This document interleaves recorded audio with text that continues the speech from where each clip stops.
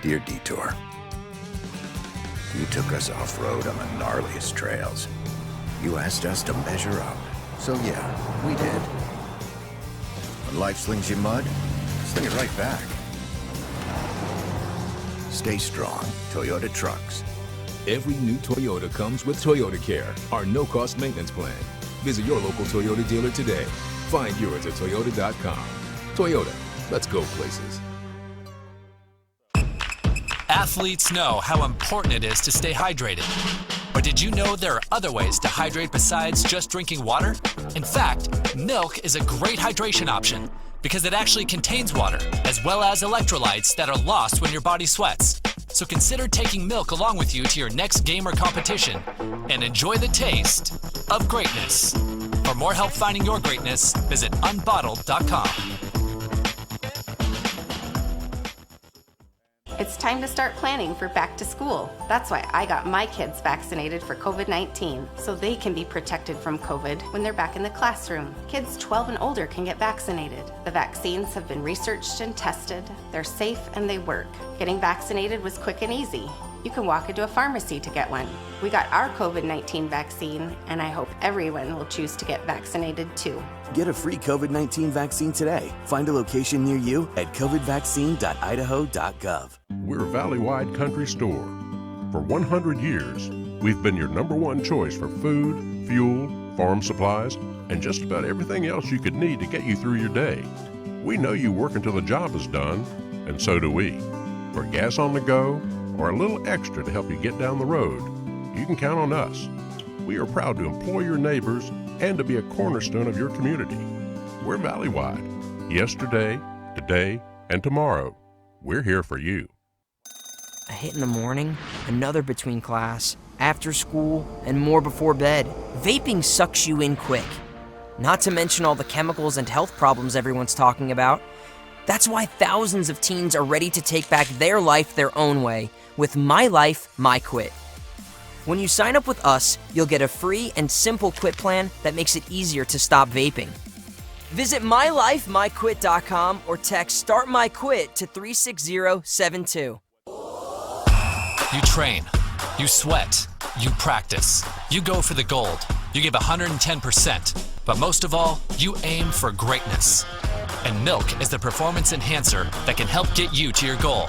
Trusted by athletes and backed by science, there's a healthy helping of greatness in every refreshing glass of milk. So let nature's original sports drink help quench your thirst for greatness. For more help finding your greatness, visit unbottled.com. I decided to get vaccinated because I wanted to protect myself and my family and my customers from COVID-19. When I went to get my COVID-19 vaccine, it was an easy process, is readily available. Since I got vaccinated, I'm confident I'm protected against the COVID-19 virus. My life has returned to business as usual.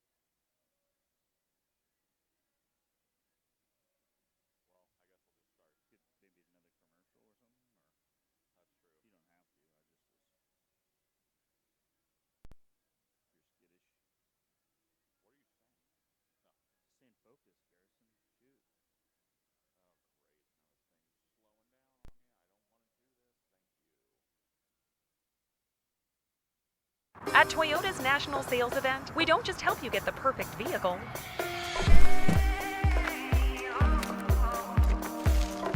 We're here to open new doors that lead to your road to greatness.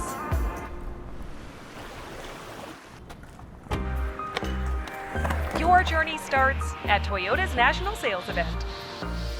Toyota, let's go places. A hit in the morning, another between class, after school, and more before bed. Vaping sucks you in quick. Not to mention all the chemicals and health problems everyone's talking about. That's why thousands of teens are ready to take back their life their own way with My Life, My Quit. When you sign up with us, you'll get a free and simple quit plan that makes it easier to stop vaping. Visit mylifemyquit.com or text Start My Quit to 36072. The injuries look like those seen in people exposed to poisons like mustard gas. That's how doctors are describing what they see in the lungs of vapors. The chemicals can essentially burn your lungs. Find the truth at BehindTheHaze.com. The injuries look like those seen in people exposed to poisons.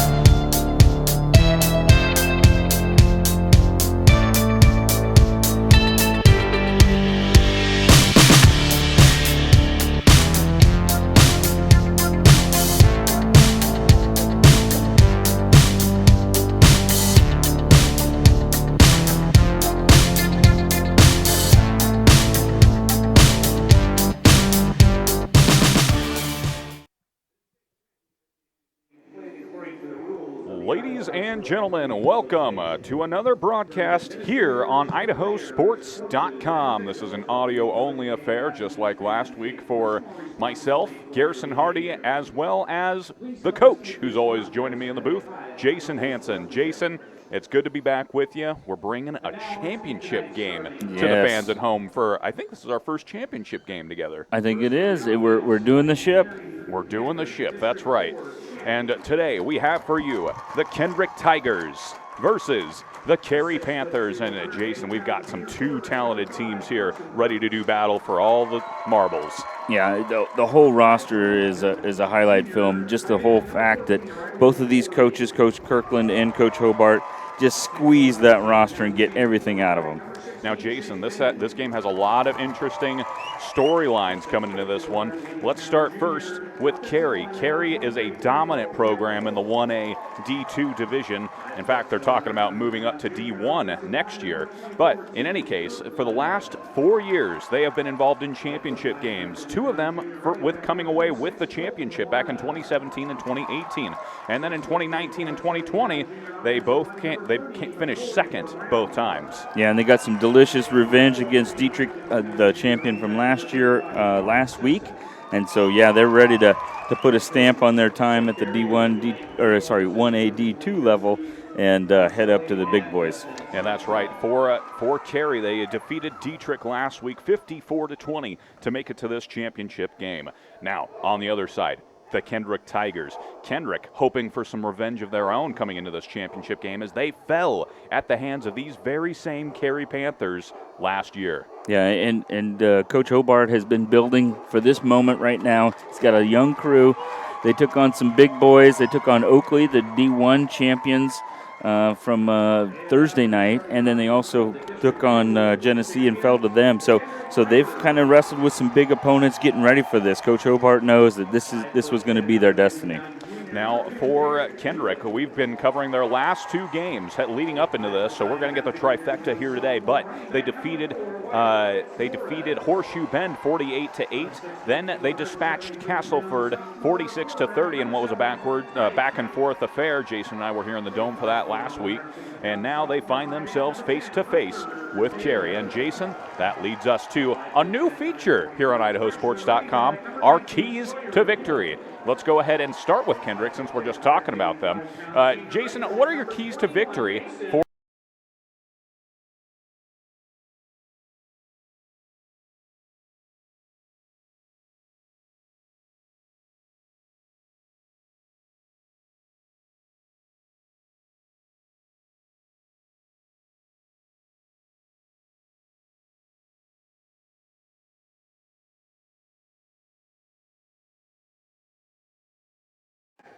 Sorry about that, folks. You saw the keys to victory. Jason was giving an eloquent speech about it. I was singing them. I think I was singing the whole time. But without further ado, so you saw the keys to victory for the Tigers. Let's now go to the keys to victory for the Panthers, and Jason will come back talking about that in just a moment.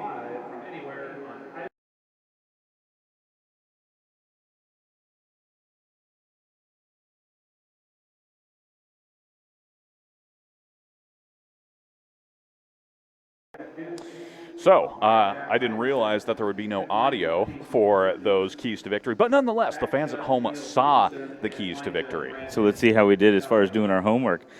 For Carey on that side of the ball, they need to make sure they kept contained. Their quarterback is way ahead of his years. He's just a sophomore, but he's definitely one of those kids that knows the game, and they have to keep him contained and not running because he's such a great dual threat. The other side of that is they need to keep pace. They need to get, as much as Kendrick needs to keep pace with them, they need to get up early and just build momentum right off the bat. And so it's going to be important for them to show their dominance. They have a huge roster, and they've been here a number of times, and they need to just kind of have that business trip mentality. So that was for Carey. Now what about Kendrick, Jason? Well, for Kendrick, they just need to not fall behind the 8 ball. It's really one of those where they know there's going to be some playmakers on the Carey side. They have to match up and just go ahead and use that kicking game that they've used before and keep them off balance and not get too predictable, but at the same time, you need to stay with your strength. And now we just had the coin toss, and Carey will receive the first half kick, so they get the chance to establish the tempo, establish the push here, and then Kendrick will receive the second half kickoff, which is always a benefit when you can kind of see how the first half goes and then get a chance to respond first. Yeah, and it allows them to have that, okay, we're fine in the second half mentality to be able to keep pace. So without further ado, folks, we are about all set here for the opening kickoff of Kendrick versus Carey, the 1A D2 championship here on IdahoSports.com. And we're glad you're joining us here for this audio-only broadcast here inside the Kibbe Dome in Moscow, Idaho. So it's more of a home game for Kendrick, and there's a lot of fans here, Jason. The stands are pretty well full, but Carey, they brought a decent group with them as well. Yeah, they traveled well. It's a long hike up here, and the roads are a little unpredictable this time of year. But the nice thing is we're in the Dome, so pretty much the whole White Pine League is here to watch this great matchup. 12 minutes on the clock as Kendrick is lining up for the opening kick. Set to kick for Kendrick. That looks like number 36, Carson Hogan, the freshman. And this is going to be an onside directly to that first line. Carey picks it up, and they're going to start this drive right at about the 46-yard line. It was cleanly taken by number 44 for Carey. That was Marcus Richcreek, number 49, excuse me. Yep, sure-handed. He knew there was going to be an onside. We talked about that many times. That Kendrick's going to onside it, maybe get an extra possession just like we talked about. And so they almost had advantage there, but Rich Creek said no way. And here come the Panthers. They have a lot more experience on this roster, a lot more veterans, a lot of juniors and seniors, 7 seniors to be exact, and they come out and start this drive with a quarterback keeper right up the middle, and that's going to be a gain of 5 on the play. Nice little exploratory run there by Carson Perks, where he just goes ahead and attacks it. You know, you're thinking Simpson's going to get in the backfield. Their running back, their stud running back at 5'3", 150. You don't see a lot of guys that size that being a stud running back, but that dude can scoot. So after the gain of 5 on the play, it's going to be 2nd and 5. Ball is spotted at the 47-yard line in Tigers territory. A 3-3 look for the Tigers. And that's the stud running back, number 35, Connor Simpson. He's a junior, standing at 5'3", so he's kind of tough to track, Jason. Yeah, it's hard to believe he's that size because he looks like he's about 6'4" when he gets the ball and starts heading through the line of scrimmage and just bulldozes those defensive players. And he gets it close to the first down sticks. 3rd and 1 coming up here.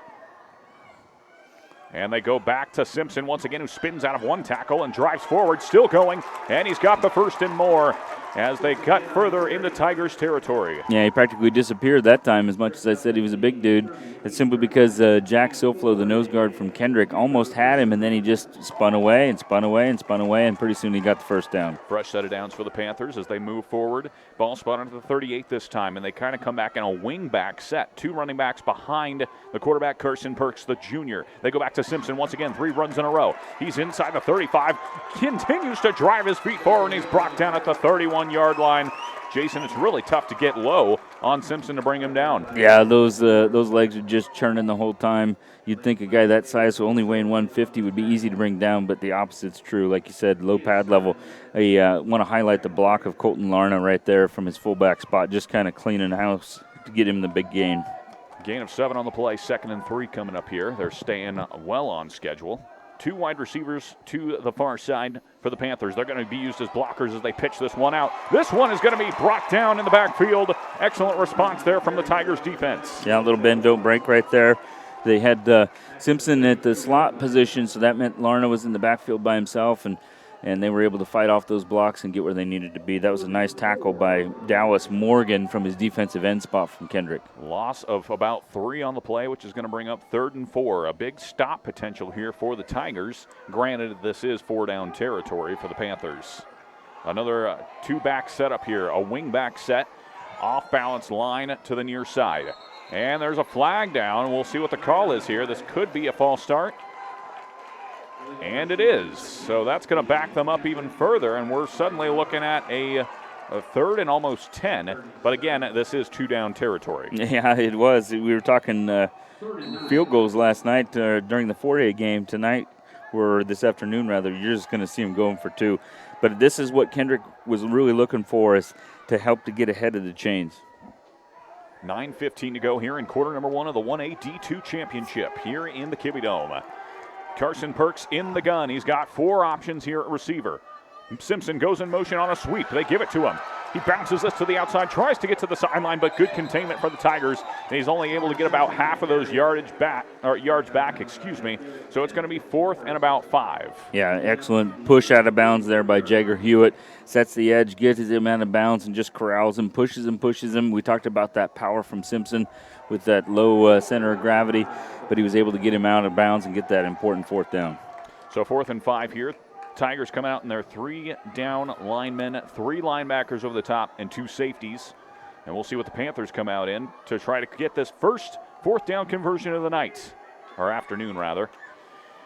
2 Panthers to the far side, split out a receiver, and we've got a timeout. The first timeout of the night taken by the Panthers. And Jason, since we have a timeout here, that means it's time for some ad reads. First, we'll start with Carey, since it's their drive.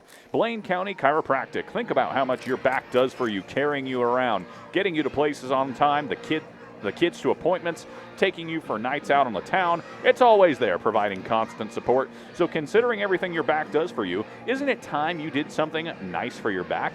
When you are ready to treat your back, be sure to visit Dr. Dan Parkey at Blaine County Chiropractic, making your back feel great since 1998. Hey, that kind of rhymes there. I like the way they did that ad. Well done. So, Jason, first drive of the night for the Panthers. So far, so good, but now they're tasked with a 4th and 5 here.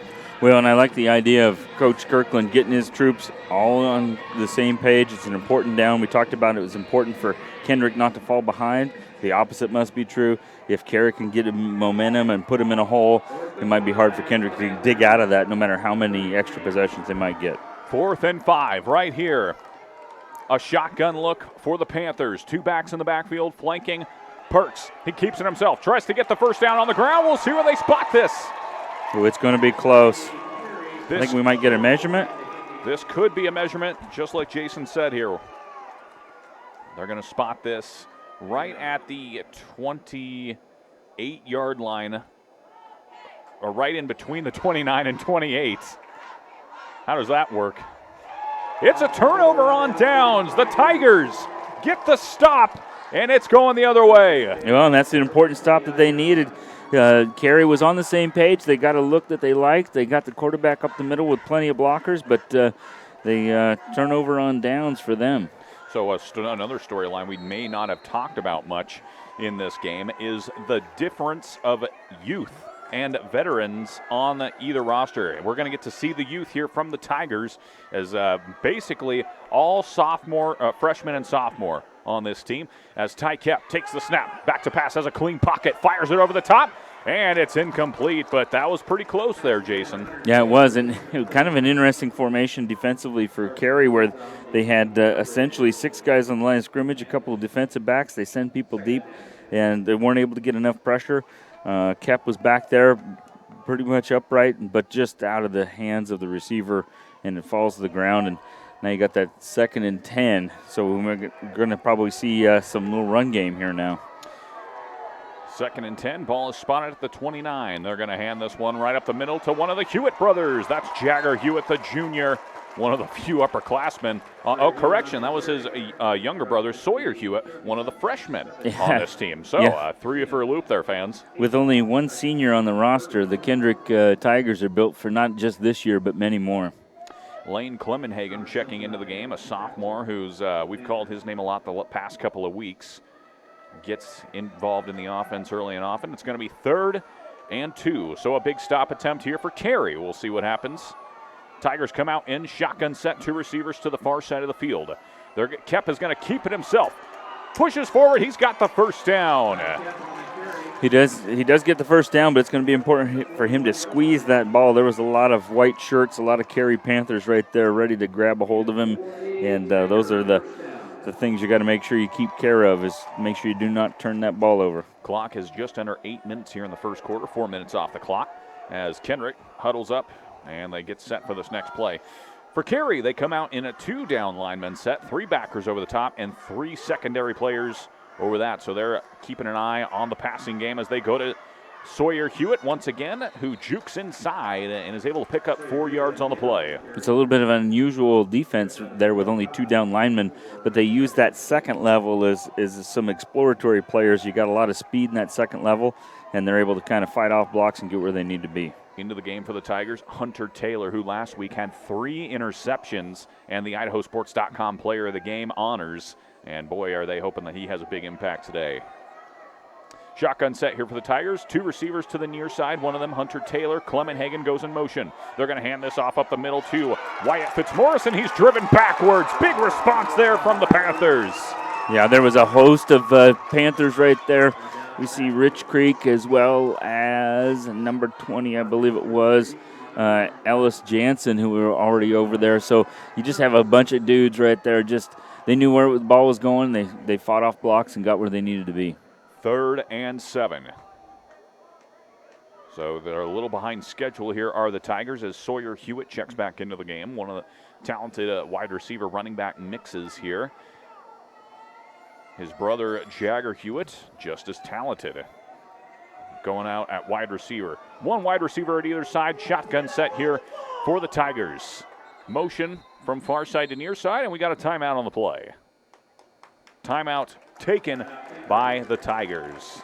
And so while we let the Tigers talk about it, let's talk about Shorts Funeral Chapel. The compassionate staff at Shorts Funeral Chapel is dedicated to helping Latah County, Moscow area residents through their most difficult times.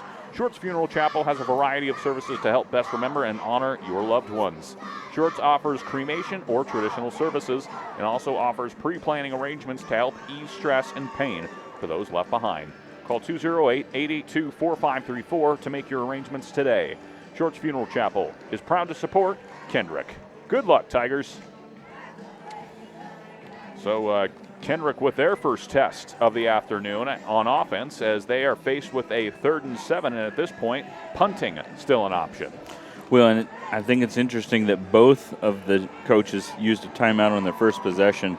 Lane Kirkland did it on that important 4th down, and then Coach Hobart here in midfield, just realizing that, you don't want to fall behind. You got to treat every possession as a very important possession. So 3rd and 6, I formation for Kendrick.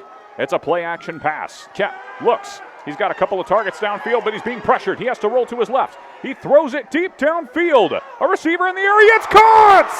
What a catch by Sawyer Hewitt!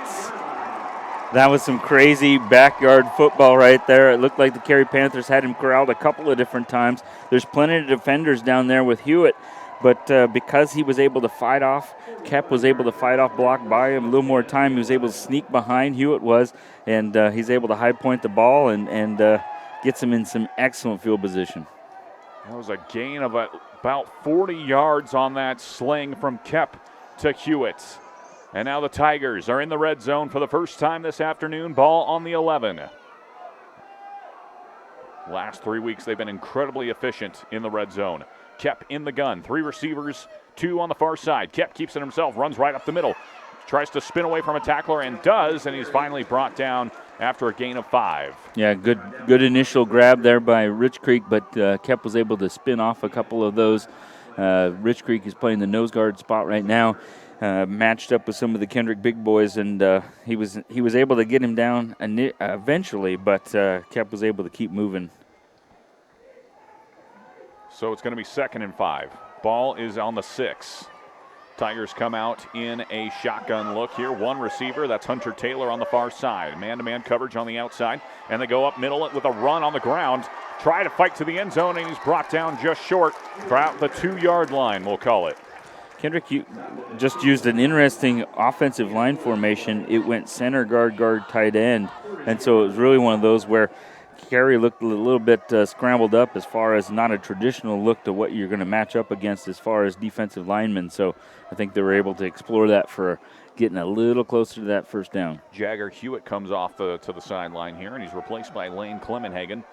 Shotgun look, Kep alone in the backfield, 3rd and 2. 3rd and 1, we'll call it. Kep goes right up the middle on a fake sweep, and it's a touchdown.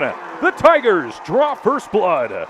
Well, and that was one of the keys to the game. Can Carey keep Kep in the pocket? And it was really one of those situations where he's so good at extending plays, putting the ball where it needs to go, but then you forget that he's an excellent runner as well. And this time he just kind of sneaks his way through that line with some nice blocks there by the Kendrick offensive lineman. So what a drive there from Kendrick. Thanks large in part to some backyard football, as you called it, Jason. A 45-yard bomb over the top to Sawyer Hewitt, which set them up in the red zone. And now the Tigers looking for the 2-point conversion. I-formation look. They fumble the snap. Kep picks it up. Tries to get into the end zone, and it looks like he stood up and the Carey Panthers stop the 2-point conversion. Well, a little bit of frustration from Coach Hobart, the Kendrick coach. That was kind of their Achilles in some of these games where they just couldn't get all those 2-point conversions and stay dominant. And so it's one of those where that may come back to haunt them here. Coach Kirkland's crew coming over there a little bit like a business trip because they've been in 4 state titles, thinking, okay, we're playing the long game here. It doesn't get won and lost on the first possession.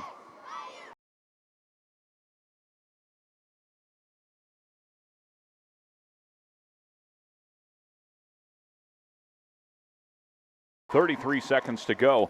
How do we get here? First, Carey had the ball, and they were stopped on 4th and short in Tigers territory. A big first stop there. Then Kendrick takes the ball, and they just executed that drive to perfection. Maybe not how they drew it up on that 45-yard bomb, but nonetheless, they punch it into the end zone for 6.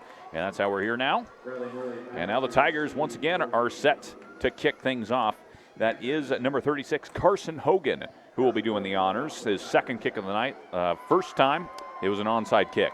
And now you have all the Carey players kind of creeped up next to the 50-yard line, so it'd be interesting to see if he puts a little leg under this to see if they can get it deep. This time he lines up on his left foot and kicks it right down the middle, and it goes all the way back to the 30. They have a hard time handling it. He's able to get it up and finally brought down at the 25-yard line. That was a tricky kick there to Riley Morey, the junior tight end and wide receiver. Yeah, he did a nice job of just getting the ball possessed and then tried to get a couple of yards, but by then a whole wave of orange was in front of him, and probably better to just get down than to fight for 1 extra yard by yourself. So 1st and 10 for the Panthers. Ball spotted at the 28-yard line. This is easily the worst field position of the game for either team, as Carey comes out in a interesting look here, a shotgun set with 2 receivers on either side and kind of flex options. Perk takes the snap, throws it out to, you guessed it, Simpson. He's got the sideline and more. He's at the 50 and pushed out at the 45-yard line. Jason, a very simple play, but a big gain. Well, and you mentioned it in the pre-snap look. The slot guys are 5 yards deep in the backfield, which allows them to motion in front of the quarterback, but that also means there's a lot of space between them and their defender. And if you're trying to get Simpson down by yourself, which is who the man was that caught the ball, that's tough. And so he's off and running at full speed. No wonder you're going to get a big gain off of that. Shotgun look here for the Panthers. They go right back to the ground, this time to the other running back. That's number 26, Colton Larna, who's also a junior. And he's able to pick up maybe 1. So good containment there from the Tigers. Yeah, and nice job keeping him off balance there by Coach Kirkland's crew. Just got to explore the outside, get him up the middle, keep those defensive linemen honest. So 2nd and 9 after a pickup of 1 from Larna. Kind of a 1-2 punch here from Carey, similar to that of Prairie. Another interesting setup here. A flex option, and they fake throwing it outside. Pert keeps it himself and is thrown forward for a pickup of about 3. And the ball came out late there, but he was definitely down. That time the defensive linemen were able to rush from their rush upfield just a little bit and didn't just collapse. So that was a nice job by Silflo, Stamper, and Morgan from Kendrick. So 3rd and 8 now is going to call it. So back-to-back plays of 1 yard for the Panthers, and suddenly another big chance here for the Tigers to get the Panthers off the field if they're able to hold them on this next play or so. Shotgun look for the Panthers. Pert takes the snap, flings it out to the near side. That's number 14, Morey, who stays on his feet and is finally brought down for a pickup of maybe 2 or 3, and that's going to bring up another 4th and 5, Jason. Yeah, again, nice little quick out, but Clemenhagen is able to bring him down essentially by himself with a couple of helpers late, but that gets the Carey in that 4th down situation here again. Kendrick staying ahead of the curve here just a little bit, but if Carey can get this one, we might be in trouble. 4th and 5. The Tigers with a chance for another turnover on down stop. The Panthers trying to keep the drive alive with 2 receivers to the far side. Shotgun look with Carson Perks in the gun. Takes the snap, throws it to the right side on a deep out route, and it's out of reach of his intended target, Chase Bennion, and it's incomplete. Tigers take over. Yeah, there's a little bit of rush in his face. I think he probably had a little more time than he thought he had, and he'd probably like to have that one back because it looked like he could have put a little more touch on it if he wanted to, but definitely the stop that Kendrick was looking for. And now the Tigers take over at the 36-yard line in their own territory. So 64 yards of green in front of them before they pit Pater. 2:21 to go here in the first quarter of the 1A D2 championship. Kep sends a receiver in motion. They're going to go right up the middle this time for a pickup of 1. And we'll see who that was on the carry. That was Sawyer Hewitt, who's already, we've called his name a lot so far. An excellent tackle there by Nick Versailles, just being able to fight off the block and get him down essentially by himself. And we've hit the 2-minute warning, if that existed in high school. Shotgun set for the Tigers. 2 receivers to the near side. And they'll send Hewitt in motion. Kep takes the snap. It's a sweet play. He's got a block and Fitzmaurice out in front of him. He's at the 40, 45, 50, and he's pushed out near the other 45-yard line. Sawyer Hewitt making big plays early. Yeah, and he was able to come from his, like you mentioned, that slot back from the close side. He zips across with the motion, and it really allowed him to get had a speed behind him because he was being chased from behind, but there wasn't much on the front end to try and keep him contained, and he was able to get outside down the sidelines for a nice gain. 1st and 10 for the Tigers as they are marching on. Ball spotted at the 47-yard line in Panthers territory. Carey with 1 down lineman, and everybody else kind of standing up. They bring pressure. Kep just has to bulldoze his way forward to pick up any yards he can, as that was kind of an offset, off-balance defensive look. Yeah, and kind of keeping him off balance like you mentioned, and the push wasn't there for Kendrick, and this time Rich Creek was able to, number 49, the nose guard for Carey, just being able to bring him down essentially again by himself. A little bit of linebacker help there at the end, but a nice short stop there for Carey. 2nd and 7 after the pickup of 3.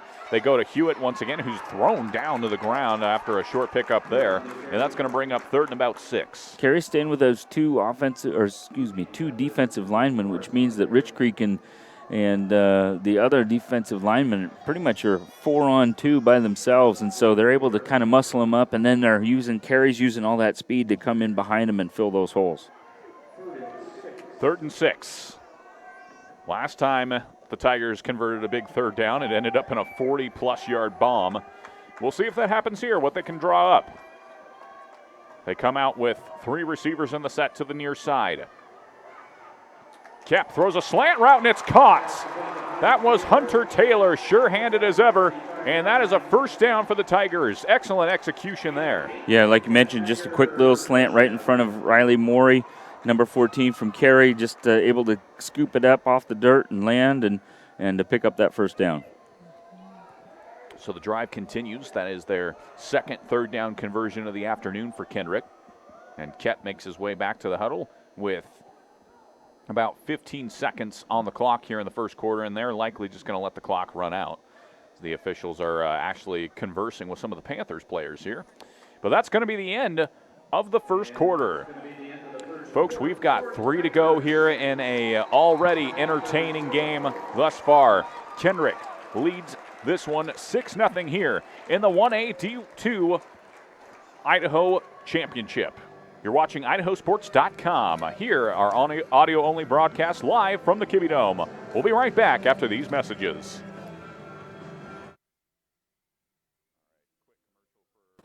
At Toyota's national sales event, we don't just help you get the perfect vehicle.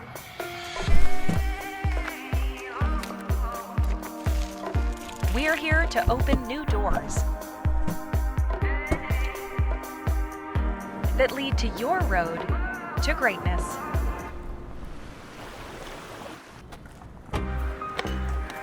Your journey starts at Toyota's national sales event. Toyota, let's go places. Welcome back, ladies and gentlemen, to IdahoSports.com live from the Kibbe Dome in Moscow, Idaho, as we have the Kendrick Tigers and the Carey Panthers battling it out for the 1A D2 Championship. And, of course, IdahoSports.com bringing you state tournament action all this past week. And, boy, has there been some great games across the state, Jason. Yeah, we're going to highlight that at halftime. But, yes, I mentioned last night at the 4A game, this is the dessert of an excellent weekend. It's a little bit like Thanksgiving. This is the pumpkin pie, the pecan pie, and a little bit of ice cream all in one. That's right, and we got the colors for it. Kendrick in their pumpkin pie uniforms, and then we've got Carey with the ice cream in their white and yellow helmets. So Kendrick here, 1st and 10, ball spotted at the 35-yard line. Kep swings this out over the head of Hunter Taylor, and it looked like they were going to try to set up a quick wide receiver screen. It did, but I think Carey was right there. There was lots of white shirts, like you mentioned, in the area, a lot of speed bearing down, so I'm not sure they were going to get much on that one anyway. Yeah, there's some instances where an incompletion is actually a welcome sight to a coach. That could have been one of them there. Especially when you're jumping up, extending yourself up, and Simpson is on his way. Oh, a very vulnerable position was Taylor. The Tigers come out in this one with 4 receivers in the set, 2 on each side. The Panthers showing pressure from the edges. They're going to fake a sweep here, and Kep keeps it himself and falls forward for a pickup of 2. Good containment there from that defensive end for the Panthers. That looks like number 25, Tristan Harshbarger. Yeah, Harshbarger and Rich Creek again. I just beating that drum where that defensive line's doing their work, because that way Kep doesn't get a big gain out of that like he did just moments ago. And it looks like we're almost in a 4-4 look where the defensive backs and linebackers are at 5 to 7 yards deep, and the front 4 are just doing their work by themselves. So 3rd and 8. A long third down conversion here needed for the Tigers. They'll likely go for it on 4th if they don't get it here. 1 wide receiver on either side, although Taylor goes in motion from right to left. Back to pass is Kep, looking. He's got a clean pocket, but now he has to step up, and he's brought down for a sack. And there's a flag, which will likely be holding based on where it was thrown. And we'll see what the call is. Whatever it was, Ellis Jansen was liking it. He was hopping around going, yeah, that's exactly what we needed. A little excitement for Carey defense here. They've been a little businesslike in what they needed to do, which you appreciate. I'm sure Coach Kirkland's thinking, okay, we're thinking second half, long game. You know, we've got to make sure we're thinking what we got to do here. And you're right, it was a holding by Kendrick, and they're going to decline it, which means you're going to be in that 4th down and long situation. 4th and 11 is what we'll call it here after the sack. Penalty of holding was declined. 11 minutes here in quarter number 2. Tigers huddle up. This is their first 4th down conversion attempt of the afternoon. And they're going to come out in a shotgun look. 1 receiver on the far side, Jagger Hewitt, 2 on the near side. And now they'll send Fitzmaurice in motion as a blocking option and a release valve, and it's a screen look. They've got blockers in front. Fitzmaurice tries to get to the sideline, and he does. That looks like a first down from our vantage point, and they're going to move the chains. It was an excellent call, perfectly timed screen. that defensive front, like you mentioned, getting lots of pressure on him. They just able to extend the ball just past him, get it over him. And it looked like there was about 5 blockers for 4 defenders, but Carey's able to get him pushed out before he's able to do much more. Fitzmaurice, a gain of 12 on the play, just what the Tigers needed to move the chains. And now they're back in the red zone. Ball spotted at the 21-yard line, 1st and 10. The Panthers, again, with 2 defensive linemen down. Everybody else is kind of matching up man-to-man. They're going to hand this one off to Sawyer Hewitt, who tries to get to the outside and can't. The ball comes free, but they're saying it was down. And a good containment there from the Panthers. Yeah, they're all over the place there. They had it sniffed out from the beginning, and like you mentioned before, a lot of rip and strip trying to happen. The Carey Panthers are trying to be opportunistic and try and get an extra possession themselves. Get this one stopped for Kendrick. Just over 10 minutes to go here. 2nd and 9 after the short carry. Tigers come out in a shotgun look. Fitzmaurice in a flex back option, and on the near side is Hunter Taylor at wide receiver. They take the snap, hand it up back to Sawyer Hewitt. He's been busy today, and he is cut down hard. And he had to earn every yard there, and he's able to get maybe 3 of them, and that's going to bring up 3rd and 6. Yeah, there's a number of Panthers right there. Tristan Harshbarger came from his defensive end spot, fought it off, and then ended up helping make the tackle with Riley Morey, number 14 from Carey. So 3rd and 6. Again, this is 4-down territory, excuse me. And we'll see what the Tigers come out with here. Panthers are showing pressure early as they've got 5 defenders up near the line of scrimmage. Motion from Clemenhagen out of the backfield. Kep, he's got 3 options, 2 deep posts, and a wheel route to Fitzmaurice. It's incomplete. Fitzmaurice had it in his hands, and it just came free. Excellent defense there by Colton Larna, who was the defender on Fitzmaurice. And it was just the only thing he could do was possibly dive and catch it over the top, and that wasn't going to be successful. So, like you said, it looked like there was some pressure early.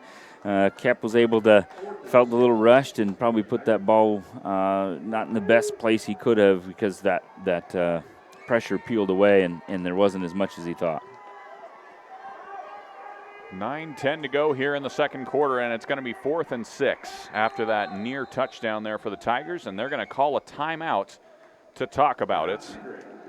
And since it's Kendrick ball, let's keep it with Kendrick. We'll talk about Kendrick Dental and Dr. Fisher. They're proud to support the Kendrick Tigers. At Kendrick Dental, their mission is simple: to be the best dental experience you have ever had. From your first phone call to creating your most healthy and happy smile. Talk about some epic music to read this ad. Kendrick Dental strives to exceed expectations and be the area's most trusted dental team. Dr. Fisher has over 14 years of experience and is now accepting new patients. So come experience world-class dental care right in Kendrick. Visit KendrickDental.net to learn more. Go Tigers! And Kendrick Dental has got to be happy with the way Kendrick's playing right now, with the chance to maybe go up by 2 possessions if they're able to convert this 4th down. Yeah, these in an 8-man game, you expect lots of offense, and then all of a sudden it gets in these 4th and longs, and the defense ends up showing up. So Carey's hoping to get back at Kendrick for stopping them on some important 4th downs. I think Coach Kirkland's over there getting some, at least like we talked about, some schematic-looking pressure, whether it is there or not. You might want to be able to spy Kep because, again, he's a heck of a runner himself. It may just be a quarterback draw for some extra yards.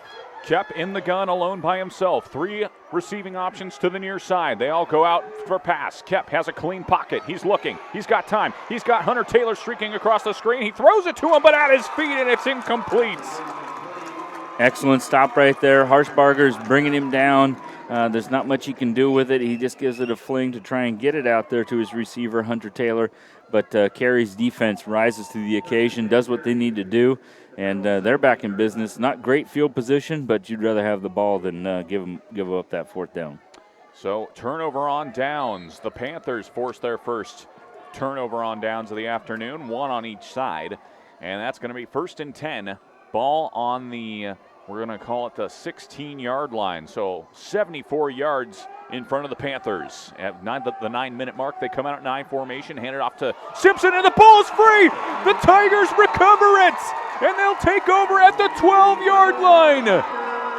That was Morgan right there with the defensive fumble recovery. We talked about it on both sides of the ball, where it's important for the offensive players to keep care of the ball. This just doesn't work out for Carey. They do such a nice job on defense right there, and they just turn it right back over. And the sure-handed Connor Simpson coughs it up, a rarity to say the least. And now the Tigers with a chance once again in the red zone. An opportunity to extend their lead to 2 possessions. They come out in a shotgun look. 2 receivers to the far side. Fitzmaurice flanking. Kep in the backfield. And they fake a sweep here from Clemenhagen. Kep keeps it, and he's tripped up from behind, but he's able to pick up 5 yards. And a quarterback designed run there where it's just essentially a draw. Makes it look like it's a pass, and everybody gets in front of him and blocks, and he picks up a nice gain. And we're seeing a little bit of a switcheroo there by, it looks like, Owen Parkey coming in for Carey to play that nose guard spot. 2nd and 6. They could still get a first down before getting to the end zone here. Kep, once again, a keeper. Goes right up the middle, lowers the shoulder, and gets what he can. And he's close to that first down marker. It's going to be a 3rd and 1 from the looks of it. Yeah, we talked about it in the pregame, and we're going to beat that key to the game simply because Kep as a running back is an awesome tool for Kendrick. And Carey's going to have to figure out something here because they're just bulldozing it into the end zone with the quarterback run. 8 minutes to go. And Kendrick will send in Sawyer Hewitt from the sideline, replacing Clemenhagen. And Hewitt, he's already had himself a day and then some. 3rd and 1. Hunter Taylor isolated on the far side at wide receiver, one-on-one. Kep. He hands it right up the middle to Sawyer Hewitt, and it looks like he's got the first, and we're looking at 1st and goal. And Kendrick's being very efficient on offense, not really in a hurry, just wanting to be methodical. You have the lead, you got to get points off this possession. We talked about that they can't fall behind. They have to take advantage of this opportunity and get a little bit of cushion. Kep gets the call from the sideline, makes his way back to the huddle, and the Tigers have an opportunity to go up by 2 scores. They come back out in with Kep under center. This could be a quarterback keeper, and it is. It's a rugby scrum. Kep falls forward. Touchdown! That's a second touchdown, running touchdown for Kep in the first half. Not exotic plays, just a quarterback draw on the first one. This one's just a good old-fashioned sneak power play right up the middle. And now the Tigers lead 12-0 after 2 touchdown runs from Kep, all set up by that fumble recovery from the Tigers in the red zone. And now Carey, a team whose offense has been struggling, is looking at a 2-possession deficit. Tigers come out hoping to convert this 2-point conversion, making it a 14-point lead. I formation look. Carey very heavily stacking the box. Kep fakes the handoff. He's got receiving options. Looking, fires it to his 3rd option. It's caught for the 2-point conversion. That was Sawyer Hewitt's brother, Jagger Hewitt, on the catch. Yeah, one of those where you said they stacked up the box. It could have been easily a Kep run. We've seen that a number of times. This time, Kendrick just sends 3 receivers, like you mentioned, in different crossing routes. There was 2 to one side and 1 on the other. He picks the receiver in the back of the end zone. There's no defender there because of the mismatch, the crossing around, and nice protection there by Kendrick's offensive line. So 7 minutes here in the first half remaining. Carey, they're going to get their opportunity to finally get a crack at it here and put some points on the board. Jason, for Carey, they've moved the ball pretty efficiently on offense when they've had it, other than that turnover on the last drive. But they've gotten into Tigers territory, and then they just run into a brick wall. Yeah, it just seems like they just kind of fizzle out. Maybe it's Kendrick's bend, don't break, but one of those where Carey just seems to be like they're just not clicking on that extra little bit. One interesting wrinkle here is that you are going to see Carson Hogan, the kicker, again. We've seen an onside to the front row. We've seen him drop it behind the second row. We got 7 guys within the 10 yards of the receiving line, if you will, the 50-yard line. And so it could be an onside kick here with the lead, which sounds a little crazy, but Kendrick's going to be exotic with the kickoff game, and it keeps Carey in line. And this time, Hogan is lining up to kick it with his left foot. He can do either one, apparently. And this one's a deep kick over the top and bounces inside the 20. Once again, Carey has a hard time handling it, and they're brought down inside their own 20. Yeah, it was one of those where, like you said, there are not very many freshman kickers at any level, especially the 1A D2, that can kick with either foot. And so he lines up, kicks it, like you said, pops it up nice and high, about on the 20. Riley Morey is worried about the reception, but he's also trying to figure out, okay, how am I going to pick my way through these Kendrick defenders? Drops it the first time, picks it up, and by that time it's all orange around him, and they get him corralled. And so builds a little bit of a hole here for Carey on their offensive possession. The junior Riley Morey, normally very sure-handed, been struggling today. Connor Simpson takes it on a pitch, tries to get to the outside and is caught up on his legs and brought down after a pickup of 1. Yeah, Kendrick really rallying up. Simpson's such a fast, strong runner. We've talked about him in the pregame, been talking about him the whole time. This time they were able to get him before he got started. 2nd and 9 after the 1-yard carry. 6.5 to go here in the first half. Panthers make their way back to the line of scrimmage. Simpson this time is split out in a wide receiver spot in the slot. 2 to the near side. Shotgun look. Perks back to pass. Has to get rid of it. And it's a little out route to Morey. Morey's got it, and he's brought down at the 30-yard line. This could be a first down. And finally, we see Riley Morey able to do something with the ball. Yeah, just like you said, he is a sure-handed receiver, one of their good weapons, and he shows why he's back there on the reception of the kickoffs because he's able to get that first down. Quick tackle there by Jagger Hewitt. We've talked about him on offense. This time he comes up and plays defense and gets that solo tackle. Fresh set of downs for the Panthers. 1st and 10, ball on the 30. Shotgun look once again.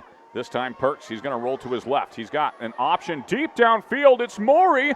This is a well-thrown ball, and it bounces inside the other 25. It's incomplete, but my goodness, what a throw. Yeah, 3 defenders back there with Riley Morey. It looked kind of a modified punt there where he looked over his left shoulder, looked over his right shoulder, and by the time he recognized where the ball was, it was 7 to 10 yards away from him. Nice job there by Carson Parkey getting Perks, getting some space between him and the defensive line who was trying to get to him, and he's able to throw the ball deep, but not where the receiver was able to get it. That was a 45-yard sling there from Perks. Incomplete. They hand it back to Connor Simpson, old reliable, and he's brought down for a loss of yardage. Lane Clemenhagen coming up, the sophomore linebacker, being able to fill up through that hole. Again, they're getting to him before he gets started. It only takes about 2 steps for Simpson to get going to full speed. This time they're just able to get him going east-west, sideline to sideline instead of north-south, heading towards the end zone, and they're able to get him down. Nice job there by Clemenhagen. 3rd and 11 now. It's Kendrick. Once again, it could stonewall Carey, and Carey could be in dire straits here if they're not able to convert this, as they could be giving the ball back to Kendrick, give him a chance to go up by 3 possessions. Shotgun look for the Panthers as they hope to convert here. Perks back to pass. It's an out route. It's caught, but with nothing in front of him. That was number 16. That was Chase Bennion, but he was brought down immediately, well short of the sticks. Yes, excellent sure tackle there by Fitzmaurice, I believe it was.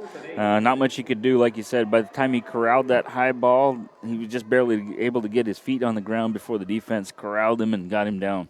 And it looks like we're set here for a punt from Carey, the first punt of the afternoon, as the quarterback, Carson Perks, went to the sideline. We'll see what they do here. It's going to be 4th and 8. So a very likely punt, and that's what they'll do. Number 8, Chris Camino, the kicker and punter, is set to send it away. Back deep to receive is Hunter Taylor for the Tigers. This is an end-over-end kick, and it's taken at the 30 by Taylor. Taylor, he jukes 2 Panthers. He's got some green in front of him. He's at the 45 and brought down at the 49-yard line. Excellent return there from Hunter Taylor. Yeah, that was a great punt by Chris Camino, but it wasn't very high. It was really long. And so it was Taylor was able to corral it and instantly get past that first wave and, like you said, pick through some blockers and defenders and get a nice gain near the midfield stripe. And now with 4 minutes to go, Kendrick has the opportunity to make this a 3-possession ball game. before halftime. And if they run this right, they could very well make this the last possession of the half as well if they wanted to, depending on what Carey does with their timeouts. So 1st and 10, ball on the 49. Kendrick comes out in the shotgun set, one wide receiver to the far side. Kep takes the snap, hands it off the middle to Sawyer Hewitt. Hewitt's into the second level. He's at the 40. He's got the first down and more. He's inside the 30 and brought down at the 25. Little interesting wrinkle here. Carey has switched over to a 4-1 look, so they put more defensive linemen on the line of scrimmage right there, but they weren't able to get the lanes adjusted, and so he was able to bend it out where normally those linebackers would have been, and so they're able to get down the sideline on the far sideline for that awesome gain. 3:54 to go. In 6 seconds, they're already back in the red zone. Ball's at the 25-yard line. 1st and 10 for the Tigers. Panthers, they go back to looks like a one-down lineman. Everybody else is up in a 2-point stance. They hand it up to Fitzmaurice this time, a little bit more of a power back, and he falls forward for a gain of 2. Yeah, nice little stop right there by number 12, Versailles, as well as number 40, Owen Parkey. Again, they've kind of adjusted their defensive look a number of times here, and I think that's a good idea. It kind of helps keep Kendrick off schedule as far as what their blocking assignments are. It's going to be 2nd and 8, speaking of off schedule. Ball is on the 23-yard line. I formation look for the Tigers. They fake the handoff, play action. They've got a deep post route, and it's caught by Jagger Hewitt. Touchdown, Tigers! And again, they kind of adjust everybody up. You know, you've seen that run game. This time they're able to sneak the receiver over to the top. And because everybody was so close to the line of scrimmage, they were able to get enough blocking done that Hewitt is able to catch that ball over the top. Nice job extending it over. And another important 2-point conversion. If you're going to dig them in a hole, keep piling it on. One of the few upperclassmen on this Tigers team is Jagger Hewitt. He's got his first touchdown catch of the day. Kep, quarterback, Ty Kep, rather, has his first throwing touchdown of the afternoon. 2 on the ground already. And we'll see if he goes for the 2-point conversion here on the ground. Dives for the end zone, and he's in. The 2-point conversion is good. 22-0 Tigers. Just kind of Superman's his way into the defender. Not much he could do. Number 26 had him caught, Colton Larna, but by that time his torso was already over the line of scrimmage, and they just kind of fall on each other in the end zone. So Kendrick doing work here, 22-0 before halftime. 3:13 to go here in the first half. And since Kendrick just scored, they get to do the honors here. Pacific Northwest Farmers Co-op is a proud supporter of the Kendrick Tigers. Our family of farmers is proud to serve only the best to dinner tables around the world. Pacific Northwest Farmers Co-op, at your service. Contact them today at 208-285-1141 or visit them online at pnw.coop. Go Tigers! And so Kendrick really enjoying this afternoon as they hope to get revenge on the Carey Panthers, who knocked them out of the playoffs last year. And Carey, they've been in the championship game the last 4 years, but only 2 championships, and the most recent one was 3 years ago. Yeah, and that being said, it is such a tough task to even get to this game. Coach Kirkland's probably got a whole pocket or two full of gimmicks, tricks, and plays that he's going to want to come to. He's going to need to get something out of this kick return as well as this offensive possession. But Carson Hogan, the kicker from Kendrick, has probably got another interesting boot to do here. This time he'll do a front flip and kick it. You never know if this kid can kick, again, as we mentioned earlier, with his left or his right. And this time it's his left again. And this is going to be a squib kick right to Morey, who once again has trouble handling it. Just gets it into his hands, and he's brought down just outside the 30 with forward progress. But my goodness, Riley Morey struggling with these kicks from Kendrick. Yeah, and maybe it's a part of that where Kendrick has been in here a couple of weeks now and is able to work on their kicking game. This time he tops it. It's just one of those where it's just end over end. You know it's going to pop up, ends up popping up right into Morey's chest, bounces off, is able to scoop it up. This is better yardage than they had on the last possession, so it's going to be important for them, too, to make the most out of these 3 minutes because Kendrick does get the ball in the second half. That's an excellent point there. A 3:05 to go here That's what Carey has to work with as they go back to Connor Simpson. Runs into his own lineman, stays on his feet. Connor Simpson is in the open field. He's at the 40, 30, 25, 20, 15, 10. Touchdown, Carey. One play all the way to the end zone. And there's a little motion for Carey Panthers there. They knew that kind of a collective breath of, okay, all right, we're rocking now. I'm not sure Coach Kirkland had it designed to bounce off the offensive lineman's back and then bend it around. Nice play there by Jagger Hewitt to almost get to him. But Simpson, like we said, after 2 steps, he's full speed and he's off and running no matter what Hewitt was going to do. And so now Carey's back in business. What a run from Connor Simpson, the junior running back. Shotgun look here for the Panthers. They hope the 2-point conversion. They go to Perks right up the middle, lowers the shoulder, and he's in for 2. Carey, they've got their first points of the afternoon, and they did it in 8 seconds. 22-8 with 2:52 to go. Well, and that's probably the offense that Carey fans are normally used to seeing or listening to, just the fact that their offensive firepower is unreal.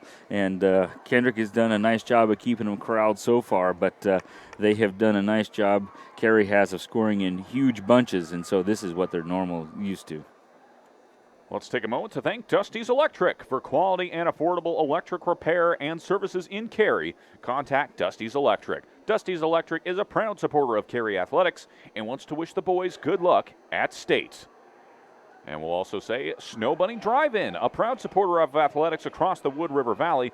The Snow Bunny Drive-In wants to wish Carey good luck on their journey back to the state championship. Well, thank you once again to all of our sponsors. We'll be sure to get through each and every one of you numerous times, depending on how the action allows. And boy, if we had a lot of it here in this first half, Jason. That's right. As Kendrick gets set for their 5th offensive possession, Carey's going to want to prevent them from doing any more damage, and that way they can catch up in the second half. 2:52 here as Carey is set to send this one away, and they're going to leave that at the foot of Chris Scamino, the kicker. And they are all set and ready to go here. We'll see what they do. And he's got to send this one deep and high into the Kibbe Dome air, and it's taken at the 5-yard line and muffed, but they're able to pick it back up are the Tigers. And he's got some space here. He's at the 15. Jukes another defender. He's at the 20 and pushed out of bounds at the 23-yard line. But based on where Sawyer Hewitt received that, that's an excellent return. That is an excellent return. He kind of kept faking like he's going to go up the middle, and he'd bounce a little bit farther out and bounce a little bit farther out. But there was a Carey Panther all the way around, all of that to make sure he was able to be pushed out of bounds. And it looked like a great return, which it was, but it only gets him to the 25. 25-yard line is where they'll start this drive. Easily the worst field position the Tigers have had all afternoon. 75 yards of green in front of them, right next to the Big Sky logo here in the Kibbe Dome. Shotgun look for the Tigers as Kep is in the gun. Motion from Hunter Taylor from right to left. Kep back to pass. Throws a hook route. That's to Jagger Hewitt, who's got a touchdown already to his name, and he's got 12 yards on the reception there. And that was a nice quick tackle there by Chase Binion. We've seen him as a receiver. This time he flips the script, and he's the defensive back right there. He gets him down, but he does get the first down before.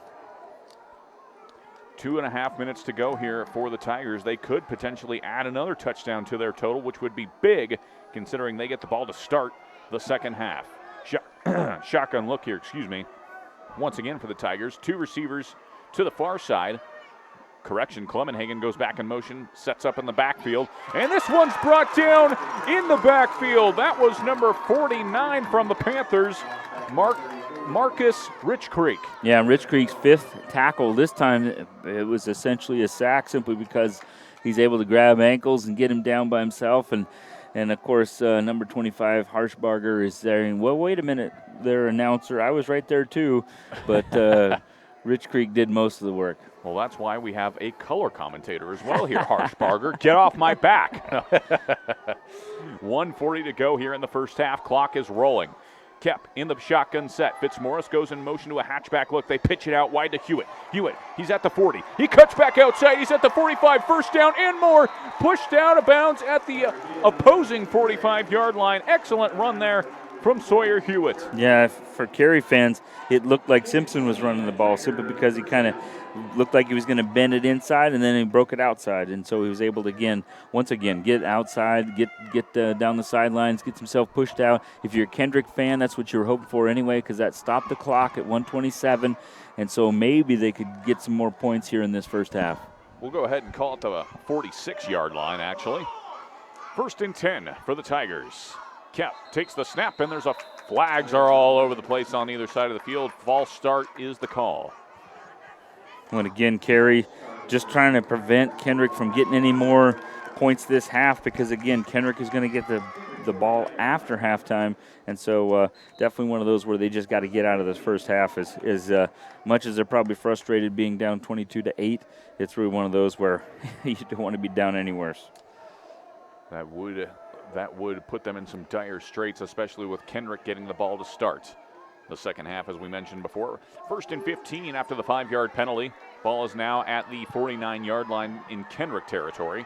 Motion from the right to left. That's Hunter Taylor going across the formation here as Kep. He's pressured immediately, and he's brought down in the backfield. That was excellent pressure there. Again, Rich Creek was there. This time it was 26. Colton Larna was there. And thank heavens for Carey, simply because they had 3 receivers out on routes, and they were doing kind of a sky cover 3, and there was only 2 defenders for those 3 orange shirts. So because that pressure got there, the clock is running, and it probably put a stop on that big gain they were about ready to get. 55 seconds and counting. 22-8, Kendrick leads, and now the clock is working against them here. Kendrick still does have 1 timeout to work with here. 2nd and 17. Motion from the far side. It's a fake sweep. Immediately pressured, and it's incomplete. They just had to get rid of that there, and they're letting this play out. That was a forward pass. Not sure what all the confusion was. Well, I think it was. Was it a tackle? Was it a fumble? Everybody's talking about the tuck rule now. It looks like it was a forward pass, incomplete. Now Coach Kirkland and his crew is talking about, is that intentional grounding, because was he in the grasp? But nonetheless, that brings up 3rd down and long. Because of the motion coming across, that meant that Alice Jansen from Carey was able to go from his defensive back cover spot into a situation where he was just able to rush him, and that was what put a defender right in his face. So that was timeout, the final timeout taken by Kendrick there, and to Kirkland's call of looking for intentional grounding, Wyatt Fitzmaurice was clearly in the area of the ball.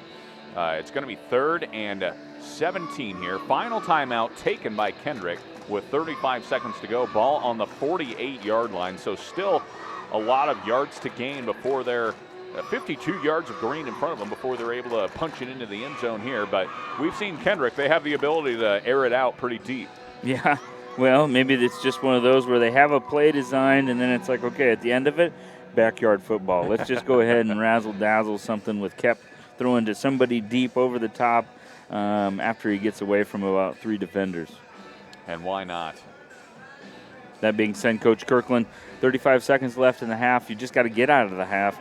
Tackle somebody inbounds. When they're out of timeouts now, the chains could move and stop the clock, but really you just got to bend, don't break in this rough 3rd and 15, 3rd and 16 situation. 35 seconds to go here as Kendrick and Carey break the huddle and make their way back onto the field to wrap up the first half of play in the 1A D2 championship game. Ball is spotted at the 48-yard line in Kendrick territory. Wyatt Fitzmaurice goes in motion, settles on the left side. They're going to do a bubble screen here to Sawyer Hewitt, who cuts to the outside. He's got the sideline here, and he's brought down from behind. That could have been a horse collar tackle, but no call there. That will be a first down, however. Yeah, because of the defensive assignment, the receiver on the line of scrimmage had a defender matched up with him. The safety was over the top, but he was about 15 yards away to start. So they just turned the receiver into a blocker, and they gave him the edge, got the first down. And so really one of those situations where Kendrick's just got to make sure that they don't get tackled inbounds short of the first down. On top of that, he was out of bounds, so the clock stops. And excellent play call there from the Tigers coaching staff. 1st and 10, ball's on the 35. Motion from right to left. And they're going to fake the sweep play. Deep shot into the end zone, and it's incomplete. Hunter Taylor, who had 3 interceptions last week, not able to hang on, and it's going to bring up 2nd down. Yeah, and that was an excellent placed ball. I think Hunter Taylor would love to have that one back. Simpson was in coverage. I think he was just whispering, please don't catch it, because he was behind him about 5 yards. And so there wasn't much he was going to be able to do with his 5'3" frame. And so falls incomplete. Kendrick is still in business, though, on this 2nd and 10. 21 seconds to go here before the first half comes to a close. 2nd and 10. Ball spotted on the 35-yard line. Clemenhagen goes in motion from right to left. Kept back to pass. He's got a clean pocket, plenty of time. A deep post to Hewitt. It's Jagger Hewitt, his 2nd touchdown of the day. 35-yard touchdown for the Tigers right before halftime. That's an excellent call. Going back to your sure-handed Jagger Hewitt with the nice catch over the top. But interestingly, Carey had gone to a 2-by-2 in the box, so they put those 2 defensive linemen with 2 linebackers to create a little pressure. Again, that offensive line from Kendrick is just keeping Cap upright and clean. There's not much pressure on him as he's able to step into those throws every time. 28-8 after the 35-yard strike from Ty Kep to Jagger Hewitt. That's the 2nd time those two have connected today. Kep has 4 total touchdowns on the afternoon. Kep in the gun. He takes the snap, fakes a pitch out wide, keeps it himself, spins into the end zone, and the 2-point conversion is good. Kendrick really putting the foot on the neck of the Panthers right before halftime. Again, quarterback design run, able to just spin near the goal line, able to extend over the end zone. Nice job by Kep. Again, pregame key to victory was that they needed to keep him in the pocket and not doing all this damage, and he's able to do it with both his arm and his legs. So 13 seconds left here in the first half. And we'll say another thank you to some of our sponsors. George F. Brocky & Sons is a 4th-generation family business that has been pricing quality peas, lentils, garbanzo beans, Austrian winter peas, and rapeseed for over 65 years to north-central Idaho and southeastern Washington. These products are cleaned and then shipped under the top-notch and sun-dried brands to nearly every continent on Earth. Our worldwide customers have come to expect quality products in every shipment. At George F. Brocky & Sons, we build relationships with our loyal customers to help maximize yields and ensure quality. Stop by our facility in Kendrick and say hello. And as always, go Tigers. And boy, has it been go Tigers all afternoon as they have come out on fire here in the first half. And Carey makes a little bit of an adjustment. They have Simpson back there as the return man, maybe just trying to change things up and get a little bit more speed.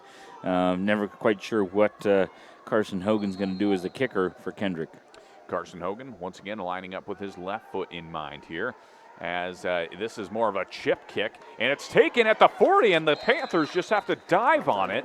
There was some confusion there. A couple Panthers almost fighting over the ball, and the Tigers were bearing down on them. Yeah, it was perfectly placed right between Preston Wood on the front row and A.J. Black, number 13 from Carey. Kind of, is that yours? Is that mine? We better both get on it. And so they do get the ball, so Carey's in business, but with only 11 seconds and 60 yards to go, there's probably not a lot of plays in the playbook for this one, other than backyard football. That's right, and we've seen the ability of Carson Perks to throw it deep. He threw a 50-yard bomb earlier. It was incomplete. Perks back to pass, and this is going to be a short hook route here, and it's out of the reach of his intended target. That was number 16, Chase Bennion. Nice job there by Morgan from the defensive end spot from Kendrick to get in his face a little bit. Dallas Morgan already has 2 tackles and a fumble recovery. And so he's just back there kind of harassing him as he tried to make that throw. And Carey was just trying to cut out some yardage for a potential last-second heave, but now with only 6 seconds left, we'll see what they come up with here. We could just see a kneel down. They come out in a shotgun set, one running back on either side of Perks. Takes the snap. He's got 2 routes running deep down the middle, and this one's incomplete as well. The pressure that time coming from Kendrick again. And that pressure coming from Stamper from the other defensive end spot. Actually, that gives Carey one last heave to the end zone if they want it. 2 seconds left. And we've got a timeout for the Panthers as they'll get a chance to talk it over and see what they can come up with here. We'd like to thank M&J Motors. M&J Motors in Carey is your place to go for all your car care needs. Serving the Carey community for over 34 years, they are locally owned and can help you get back on the road again. If your car isn't running as it should, bring it on over and let the folks at M&J Motors take care of the rest. From parts to service, they do it all. M&J Motors is a proud supporter of the Carey Panthers. So Jason, with only 2 seconds left here in the first half, ball spotted at the 40-yard line. That needs to be a 60-yard throw or some kind of interesting play to spark one of the Panthers into the open field. What do you got for us? I think I would just kind of disguise it a little bit. I would spend a couple of guys deep like we talked about. I would put Simpson on some kind of either a swing route or a little bit of a screen to the far side of the field, which is the wide side of the field. Kendrick's already backing guys up. They must have been hearing your broadcast, and so they keep backing their guys up, backing their guys up. If you could get Simpson with a little space to run with lots of guys to fight their way through, I think you might be able to sting them with just a short pass without getting too exotic. 2 seconds here.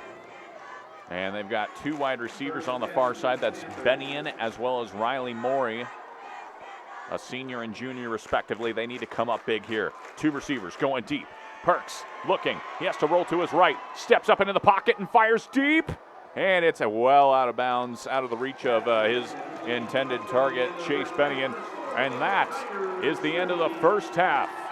Folks, we've played 2. Our score in this one, Kendrick 30, Carey 8.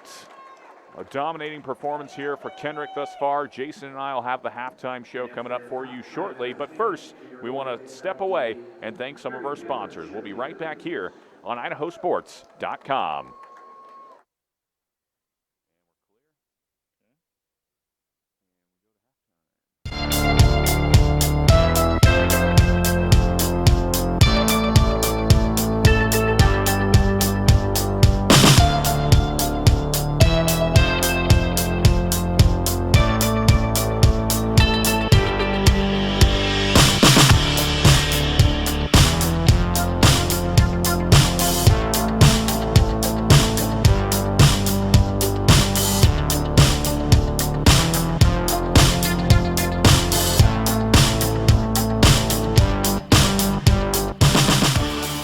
I can't believe we have to make this commercial. It's ridiculous.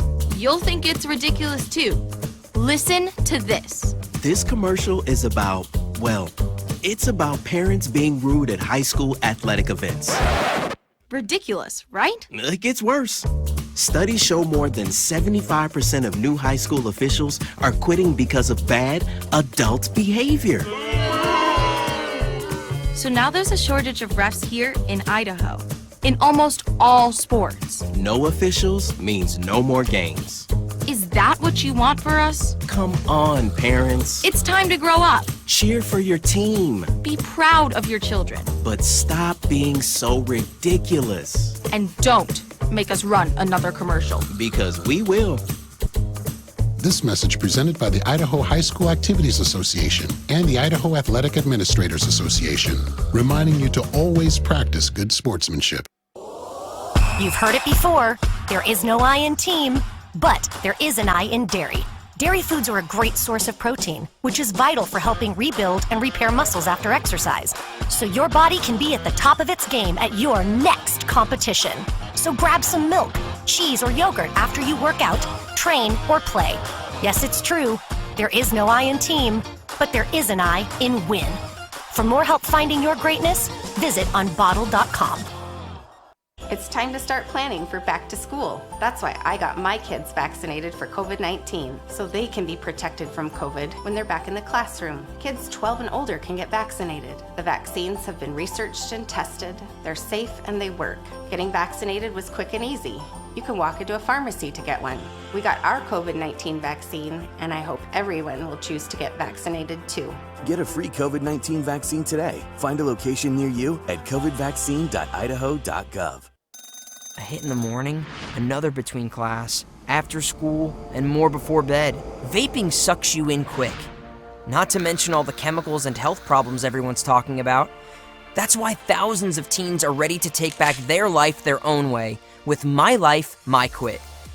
When you sign up with us, you'll get a free and simple quit plan that makes it easier to stop vaping. Visit mylifemyquit.com or text Start My Quit to 36072. Dear Exit Strategy, all your pieces are in place. A tranquil lake, a serene sky, an emerald forest, a secret hideout. Thanks for being there just when I need you most. Always Toyota SUVs. Every new Toyota comes with Toyota Care, our no-cost maintenance plan. Visit your local Toyota dealer today. Find yours at Toyota.com. Toyota, let's go places. We're Valley-wide cooperative. For 100 years, we've been your first choice for residential and commercial propane, fuels, oils, and lubricants. We service HVAC, install water heaters, propane tanks, and accessories. And yes, we'll even deliver right where you need it. Because for us, serving is more than a job, it's a way of life. We are proud to employ your neighbors and to be a cornerstone of your community. We're Valley-wide. Yesterday, today, and tomorrow. We're here for you. Perform, refuel, recover, repeat. It's the recipe for success in any kind of sport, and dairy can be a key ingredient in every one of those steps. Dairy foods supply your body with high-quality protein to rebuild and repair muscle, carbohydrates to help you refuel, and fluid and electrolytes to help you rehydrate. So your personal recipe for greatness can be perform, win, repeat.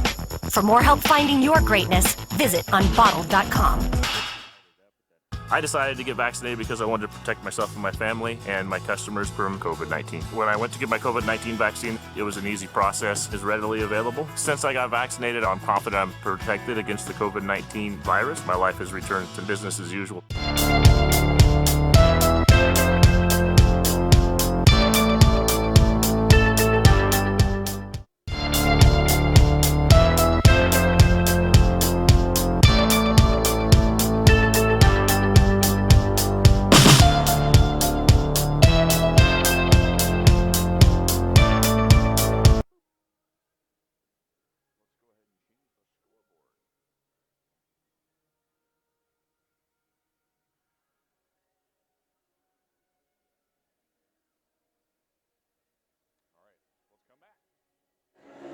Welcome back, ladies and gentlemen, to IdahoSports.com, giving you your state tournament coverage here across the entire state of Idaho.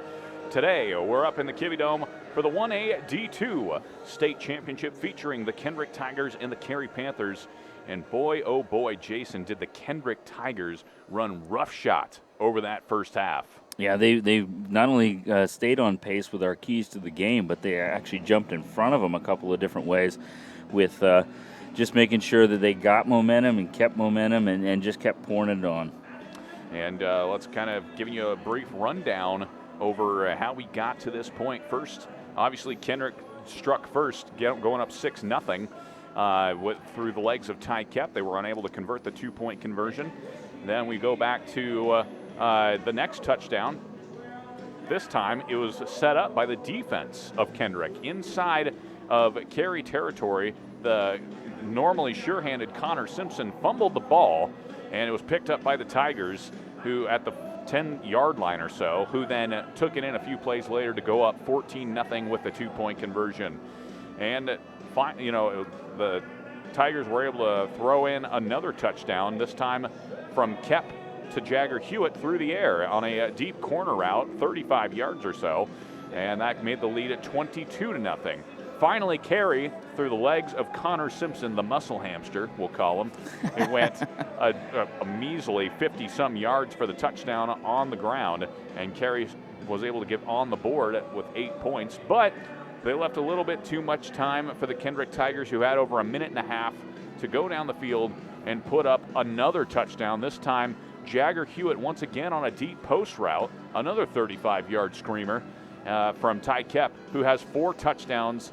He's been a part of every single touchdown for the Tigers thus far, and that's where we got our score, 30-8. Yeah, excellent, just staying on schedule, play scripting by Kendrick, just doing their work, and Coach Lane Kirkland in the locker room. We've talked about how he's been here a number of times. He's been playing in the last 4 championships, this one being the 5th. 1-2, lost 2. He knows what to do and what to say in those locker rooms, and so I'm sure he's got his guys all oranged up, shoulder pads are off, getting some Gatorade, and saying, "Okay, guys, now's the time. We gotta get after it, and we gotta be efficient." Kendrick is going to get the ball after halftime, and so they're going to be able to have the lead and the ball. And so Carey's got to be a little bit more opportunistic. They gotta get to Kep. We talked about that being one of the keys to the game. He is super comfortable back there. That offensive line from Kendrick's doing an excellent job. As much as he has 2 touchdowns, 2 in the air, 2 on the ground, they've been able to pretty much keep him doing whatever he wants to do, however he wants to do it. So Carey's going to have to get a little, not exotic necessarily, but they're going to have to get more efficient on their possessions here. As we've seen Coach Hobart kind of take the air out of the ball and go super slow, 10-minute drives at a time when we saw him earlier in the playoffs. And interesting factoid sent in here by the head of IdahoSports.com, Paul Kingsbury, the boss man. Since the creation of 1A D2 in 2003, 16 of the 17 champions have been from District 3 and 4. McKay, or is it Mackey? Mackey, yeah. Mackey from District 6 won it back in 2005. Kendrick would be the first District 2 team to win a 1A D2 state football championship in the 17 seasons that 1A D2 has existed. So there's your interesting factoid brought to you by IdahoSports.com. Thank you, Paul, for that. And that's probably why he's the boss. He does have that.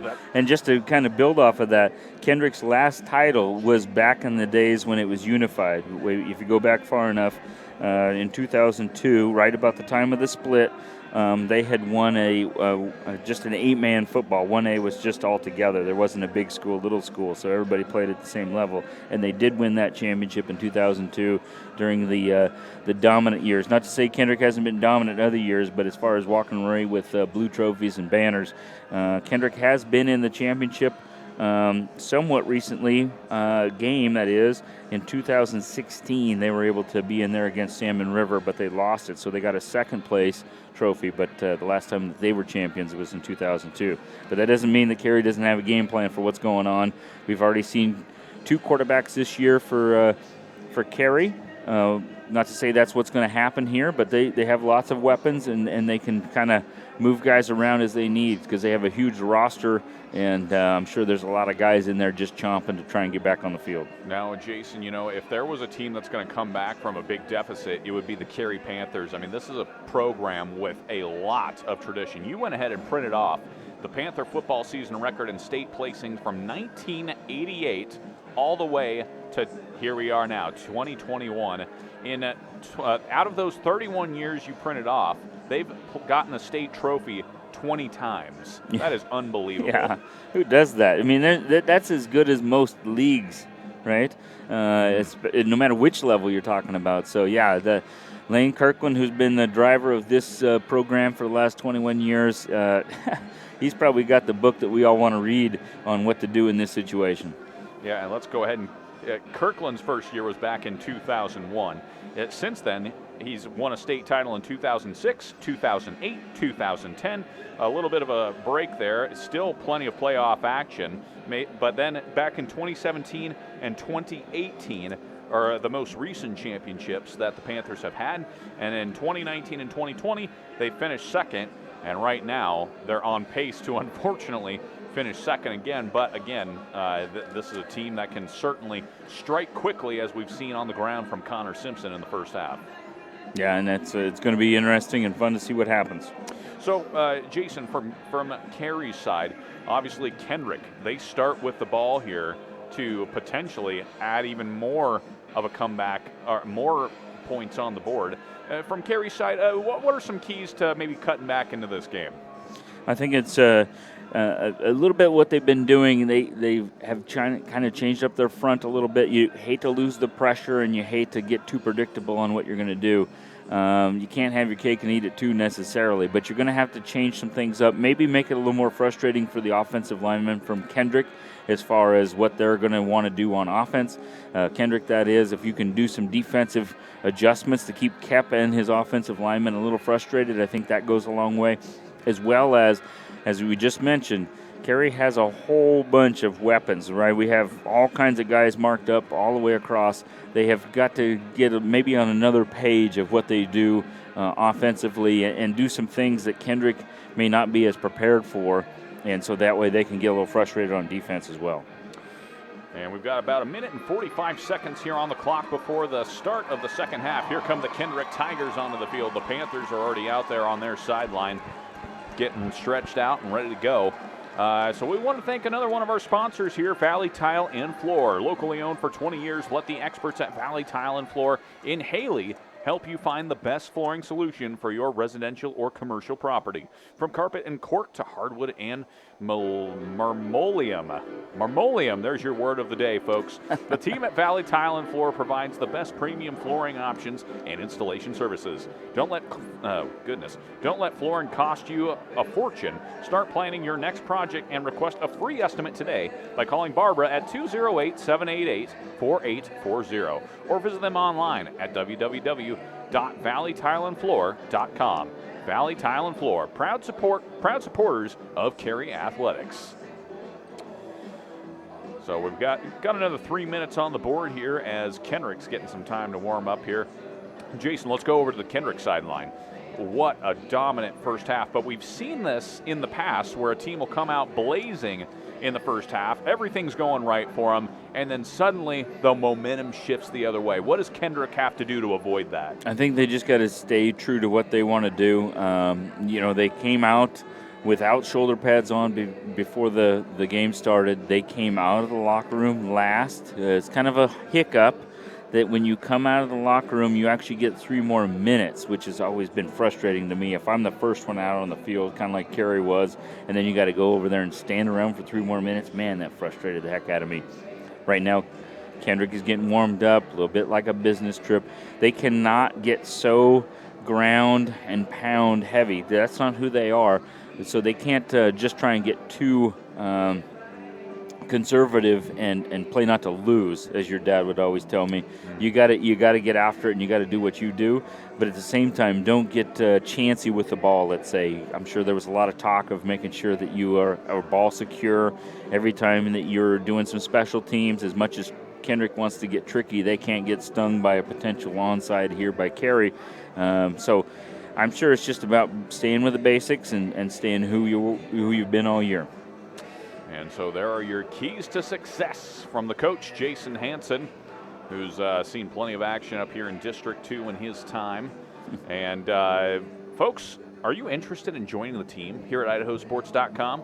We're always on the lookout for talented people that want to get involved in what we do. Salespeople, producers, camera operators, writers, photographers, even broadcasters. That's right, you could be in the booth doing what Jason and I are doing right now. Email editor@IdahoSports.com to find out more. And it looks like both teams are pretty much set here for the start of the second half. We are 2 quarters away from crowning a state champion at the 1A D2 level. And as Paul Kingsbury mentioned over the break to us, this would be the first District 2 champion since the D2's inception for 1A D1 in 17 years. That's pretty incredible. Yeah, that is. But as Carey fans will tell you, wait a minute, hold off there, Garrison. There's still another half. So, but that being said, for the Kendrick fans, you'll know who I'm talking about. I think I saw Coach Driscoll, Kevin Driscoll, enter the building, and And so it's one of those where there's a lot of Kendrick White Pine League fans here to try and see, like you said, that Carey is one of those teams from the south that everybody has to match up with, and so there's a lot of folks down below us that are really starting to get back in the game as we see Carey starting to toe up the ball here as we have Chris Gamino waiting for the official to hand him the ball so that way we can get this second half kicked off. And the officials, as Jason mentioned, just waiting to get things started here. And now they hand it to the kicker, Chris Gamino, who's going to tee us off here for the second half. And we could be looking at an onside kick here from the Panthers. We'll see what they come up with. The Tigers have a couple of players back deep to receive, namely Sawyer Hewitt, who's spotted inside the 10-yard line as Gamino can really send it deep, and he does. Hewitt is going to take this one at the 10. He's at the 15, the 20, cuts to the far side. He gets to the far sideline. He's at the 30. He's at the 40. He steps over a tackler. He's at the opposing 40 and finally pushed out of bounds. Unbelievable return from Sawyer Hewitt. Yeah, Hewitt playing way beyond his years on that one. He just able to get the burners going. That's a freshman out there, which is hard to believe with those moves. He was able to out-wheel a couple of those Carey Panthers as we saw Connor Simpson out there making a dive for some legs and missing there up near the 25-yard line.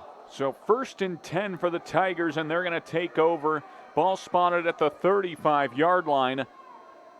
And boy, oh boy, this is their second best starting field position as last time around. They've started inside the 15-yard line before on a fumble recovery, but this will do just fine as well. Motion out of the backfield, that's Wyatt Fitzmaurice. Kep hands it up the middle to Hewitt, who just had the big return, but he's bottled up and brought down for no gain, and maybe a loss, in fact, as he's brought down quickly by the Panthers. Yeah, and we're starting to see that Panther D kind of getting a little bit of emotional with themselves, going, okay, we got to buckle down here. A lot of guys high-fiving and a little less business trip, a little bit more let's get emotional about some of these good plays we're making. 2nd and 11 now after the loss of one on that carry from Sawyer Hewitt. One of the few negative plays he's had all day. 3 receivers on the set here. 2 on the far side, 1 on the near side in the shotgun set. This one snapped at Kep's feet, and he's able to dive on it. But that's going to be a loss of about 5 on the bad snap. Yeah, and nice job just getting down on it because Colton Larna from his defensive spot was coming up there quick, hoping that Kep was going to try and fumble around and pick it up and either going to get a big sack and a blast or he was going to be able to strip it away. But Kep doesn't do either and just falls on it. And Kendrick's in a little bit of a hole here on their first possession of the second half. Sawyer Hewitt checks back into the game. 3rd and 16 is what the Tigers are staring in the face here. They've been able to have some deep pass plays work for them thus far, though. We'll see what they come up with here. And it's going to be a handoff up the middle to Hewitt. Hewitt tries to get to the outside, unable to do so, and he's back close to the original line of scrimmage, which is going to make it 4th and 10. And Carey's adjusted that defense yet again, which I think is a good idea for their standpoint. They got a 3-2 look with those defenders, the 3 that are left, kind of encroached up closer to the line, kind of pressing the action a little bit, putting a little more pressure on Kep to be a little more true to his throws, or that offensive lineman to have to make better plays. So 4th and 10. A potential big stop and momentum swinging play here for the Panthers if they can get the Tigers off the field. 2 receivers on the near side, although Hewitt goes in motion from left to right. Goes and settles on the other line of scrimmage. And it's a deep post shot, and it's incomplete. Sawyer Hewitt would have had it, and it would have been a touchdown, but he dropped it. There was a coverage from Riley Morey in the area, but Morey's probably just getting a sigh of relief there as Hewitt dropped it. Yeah, he kind of cut it short just a smidge to try and make a play on it, but he was barely able to just be a distractor. And so, yeah, you don't see Hewitt drop it too many times, but that's exactly what Carey needed, is to get a nice stop on defense, and now their offense is in business. 9:38 to go here with that turnover on downs. for the Tigers. And now the Panthers with a chance to respond. 1st and 10, ball on the 35-yard line. Shotgun look here, 2 backs in the backfield. They're going to hand it off to Simpson. Simpson bounces it to the outside, but excellent containment. Gets off the first tackle, and he's able to pick up at least 3 yards, but that play looked dead in the water, Jason. It did. Old Jagger Hewitt came up flying from his spot, but he was able to Simpson was able to fight him off with a couple of hand fights, and then, he's just going to get extra yards, which he did. But because of that second wave of Kendrick defenders showing up from their defensive back spots, they were able to get him out of bounds without getting stung. It looked very similar to their big, long touchdown play. 2nd and 7. Ball's on the 38-yard line. They go right back to Simpson, who this time tries to go up the middle, and he's met immediately and driven back, and maybe back to the original line of scrimmage. No gain. Yeah, and there's that defensive line again. We talked about Silflo, Stamper, and Morgan for Kendrick. This time Morgan and Silflo, the nose guard and defensive ends, just had him bottled up. Again, he's not able to get many yards with that much beef on him. 3rd and 6. And it's just going to be a direct snap to Perks, who tries to get to the outside and does. Spins forward, and he's got the first down. Yeah, and that's one of those stretch plays. We've seen Kendrick run something similar to that. This time he's able to get to the first down. He's fighting for a couple extra more. He has Hunter Taylor around one ankle, and a smart play by him to just get down simply because he had somebody trying to get him, and he wasn't able to get a fumble shot or anything like that, so he got that important first down. And we've got a timeout on the field. So quitting smoking, chewing, or vaping is tough, but so are you. If you're ready to quit, there is help. Visit projectfilter.org or call 1-800-QUIT-NOW today. And we want to thank another one of our sponsors here, Rancher's Supply. For over 20 years, Rancher's Supply in Picabo. Good job, Garrison. Picabo has been serving the Carey and Wood River Valley for all of your farm and ranch needs. They specialize in livestock feed and supplies, irrigation, paint, and hardware. With winter coming up, you will not want to miss out on the selection of heating pellets and ice melt that Ranchers has in stock. They can help you with all of your feed needs, including protein lick tubs for your livestock. Rancher Supply is a proud supporter in not only the Carey Panthers, but all the 4-H programs in the area. Good luck at state, Carey. And they could use some of that now as they make their way back on set to go here. 1st and 10, ball spotted on the 47-yard line. Shotgun look for the Panthers. And this one's going to end in a sack. Perks didn't even have time as he got the low snap and was brought down almost immediately after. Big loss of yardage on the play. Yeah, it was a little bit of a defensive end party, and they had Perks invited. And so that, again, was Dallas Morgan and Timmy Stamper from the defensive end spots, just as defensive line coaches designed it in August. Happened right there where they just both kind of crashed in from the outsides, and he didn't have anywhere to go. And Perks would not like to be invited to any of those going forward. 2nd and 20. Perks tries to get this to the outside on a quarterback keeper. He does, and gets back near to the original line of scrimmage, and that's going to make it 3rd and 11. Yeah, and again, just trying to get something started as far as the offense is concerned. The defense has done their work as far as Carey's side of the ball, but now they're still in that hole from that sack being pushed back here, still 3rd and 12. So 3rd and 12 here. And Connor Simpson is in at Wildcat here. He takes the snap. It's a direct snap, and they're just going to try to block for him, and he's got a hole. He's at the 50. He's at the 40, and he's got a crease. Connor Simpson goes the distance. Touchdown, Panthers. That was a 55-yard touchdown run for Connor Simpson. You're right. They just go Wildcat on that. And when you said he's got a hole, I thought you said he has a Hulk, because they put Marcus Richcreek at fullback in front of him, and he just annihilated Dallas Morgan at the defensive end spot and just sprung him free. And that's the damage that Carey's hoping for. You don't take up a lot of time, and you get some quick points. What a run from Connor Simpson, his 2nd touchdown on the day. Perks comes in back in at quarterback and runs forward, and he's got the 2-point conversion. And just like that, they have cut the deficit down to a 2-possession game, 14 points. And Jason, that drive was incredibly simple. Yep, again, just give it to Simpson, give him a lot of blockers in front of him, and he's able to hit the jets. He's such a north-south, head right to the end zone kind of runner. He's not going to do 15 moves and 14 spins. He's just going to get you as many yards as he can, and he's going to be able to get that burst in 2 steps. And just like that, he has Rich Creek in front of him. One of the best defenders we've had today for Carey is playing fullback, and pretty soon, all of a sudden, you look up at the clock and you're within 2 scores. So Connor Simpson, 2 touchdowns on the afternoon. Both of them were over 40 yards, so he's well over 100 yards from scrimmage on the day.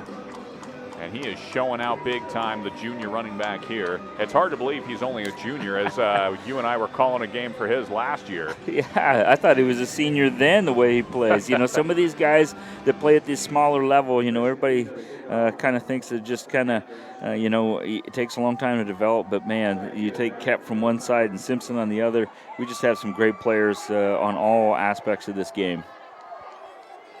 So here is another chance for a kick here. Sawyer Hewitt, the dangerous Sawyer Hewitt, back deep to receive as they send this one deep to him once again, and he is going to take it once again inside the 10. He's at the 15. He's at the 20. He tries to get to the outside. He's got the sideline. Sawyer Hewitt, he's at the 40, and he's pushed out of bounds. We'll mark it at the 45-yard line. That could have been a very deadly return for Hewitt, but thankfully the Panthers had one. He's taken those deep kicks into essentially where you would have been if you'd just onside-ed it and skipped the dangerous return. 1st and 10. Shotgun set here for the Tigers as Kep takes the ball up the middle, falls forward, and he's brought down after a pickup of 3. And there's old Marcus Rich Creek right there at the bottom of that pile. Again, that defensive front from Carey is going to have to do some work. They do get a couple of yards, but they have to keep that Kep contained, the quarterback from Kendrick contained. They have to do the lion's share of the work so that way the linebackers can stay free. 2nd and 7 after that 3-yard carry forward for another pickup of 2 or 3, and that's going to make it 3rd and manageable. And speaking of those linebackers, here comes Colton Larna from his linebacker defensive end, outside spot, depending on how they want to call it. Again, that defensive front from Carey doing some work. A lot of energy now on that side on those sideline over there, where guys are high-fiving and giving some head bob and going, okay, here we go. This is who we are. We've been here before. So 3rd and 3. Another big stop potential here from the Panthers. Pressure being shown on all sides. And there's a offsides. There's the call as they changed up the snap count for the Panthers, and that was number 49 who jumped. That was Marcus Rich Creek, and he is furious with himself right now. Well, a nice job going on about 7, so that way he's just able to, that energy's right there. He's all pent up. He's ready to go. He's been making some plays, and then you go with that extended snap count, and you use it against him. 1st and 10, I formation look here. They hand it off the middle to Sawyer Hewitt, who's bottled up and brought down from maybe a gain of a yard. And again, Rich Creek again gets the stop, as well as number 12, which is Versailles for Carey. Run the clock. Right now we're almost under 5 minutes, and Carey's defense has got to stone up here. And an interesting play here to Fitzmaurice, who tries to get to the outside and can't. Excellent containment there from the Panthers. And that was an interesting play there, Jason. Yeah, you don't often see it. It's the old 8-man tight end. A little bit of a reverse there where the quarterback snaps the ball, and actually the backs are going one way and the tight end is in front of him, and they hand it to him with a blocker in front. Rich Creek kind of blew up the blocker, and then that allowed Chase Benyon to clean it up on the outside for no gain. So it's going to be 3rd and 10 here. We are in 2-down territory. I formation look for the Tigers. They fake the handoff. Kep able to step up, but being pressured from the far side. Kep gets rid of it, throws across his body. It's intercepted! Riley Morey has the ball, and he gets it to the 38-yard line, and then we have a crackback block here. That was a dangerous play, Jason. Yeah, you go back a decade, that would have been a highlight film because of player safety. But let's highlight the play that was made. Riley Morris 14, Morey, Riley Morey, does a nice job. We have the play coming, is able to get outside the pocket. We're developing a little bit of a pass play. It's a little bit high. You get a poke away from Binion, and then Riley Morey catches it, and then he's able to kind of sneak around. He's running up the sideline. Unfortunately, that creates a crackback block for the blockers. Instead of being a clean shot, though, it seemed like it was behind the play, which is always going to be a penalty. But again, as much as it was, there's going to be a penalty coming up here, it's also one of those where Carey does get that turnover that they've been looking for. They're down by 14, 4:17 left on the clock. You're going to be marched back here, but more importantly, you have the ball, and Kendrick doesn't. That is a 15-yard penalty, the personal foul there against the Panthers. So what would have been a starting field position at near the 40-yard line is going to be all the way back to the 16-yard line. So certainly a big switch there. And Jason, we've seen Kendrick get a turnover here at this spot before earlier as they forced a fumble against Connor Simpson earlier in this game. Yeah, I'm sure that both coaches were talking about ball security, and it's going to be at the utmost here. So 1st and 10, ball spotted at the 16. Shotgun set here, and they go right to Simpson, and another Wildcat look. He gets to the outside. He's got one man to beat. That's Jagger Hewitt, who's able to run him out of bounds after a pickup of 5 on the play. Yeah, and that's one of those where it's a similar play design. You have Marcus Rich Creek as his fullback again. He comes through the hole and then peels back to try and get some blocks that are trying to get him again. So he had Rich Creek had 2 blocks on that run play. One of them was a heck of a shot. So it's really one of those where it's getting a little more physical, maybe a touch chippy, simply because we're now getting in deeper in the stages of the game, and someone's going to win this important game, obviously. Shotgun look once again, Wildcat, and this goes over the head of Simpson into the end zone. Simpson picks it up and throws it out of the end zone, and that was caught by one of his wide receivers who came back to it. Unbelievable. Not necessarily what Coach Kirkland from Carey was hoping for, but you're right. It was such a deep snap. It actually ends up in the end zone.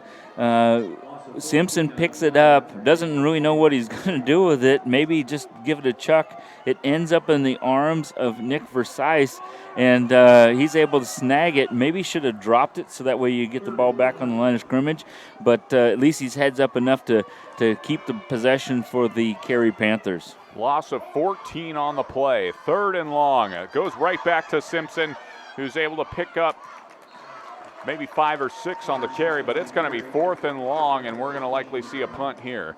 Yeah, not necessarily what Carey was hoping out of a big interception play and bonus possession, but if nothing else, you didn't have the safety, which would have been really damning. 4th and 11 after all that craziness. And back to kick is number 8, Chris Camino. He had an excellent punt earlier, albeit low hang time. We'll see what he comes up with here. And a low snap, he has to just get rid of it. This one has a little bit better spiral to it, and it's going to drop at the 40 and continue to roll to the 35 and come to a stop there. Hunter Taylor, the return man, does a nice job of not returning it, simply because he did have somebody bearing down on him. Number 13, A.J. Black, was right there to maybe rip, and get the ball back. So by not grabbing it, you lose a couple of yards, but at the same time, you make sure that the offense is able to get back out on the field.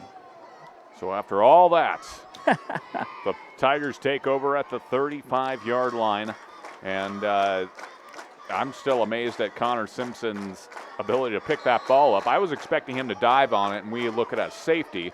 Instead, he picks it up, throws it out of the end zone. Maybe not what Coach Kirkland wanted, but here we are.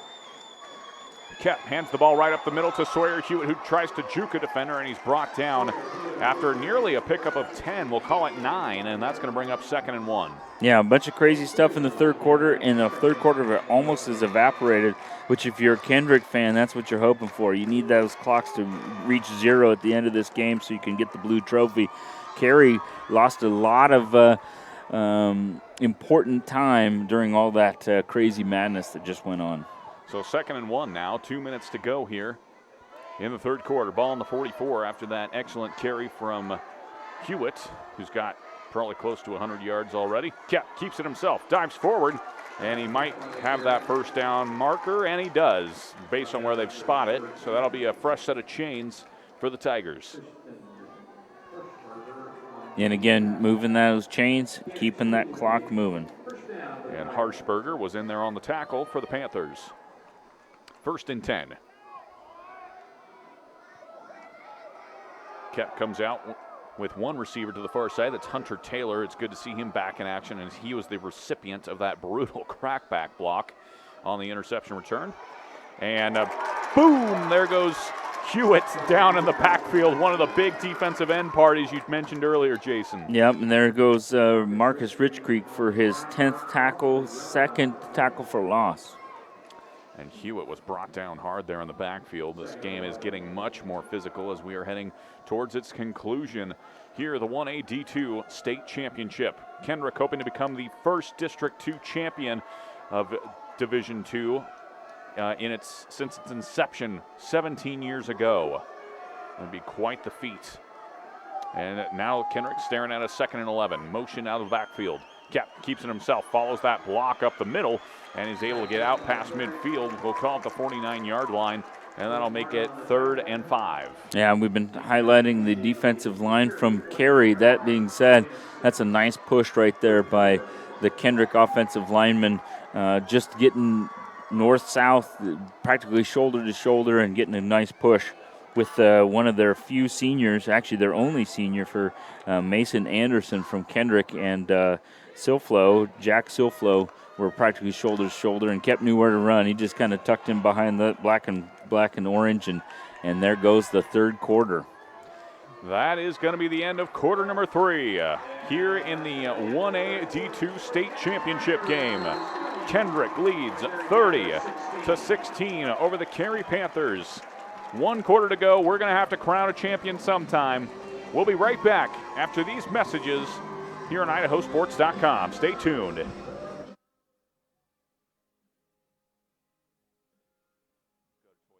At Toyota's national sales event, we don't just help you get the perfect vehicle.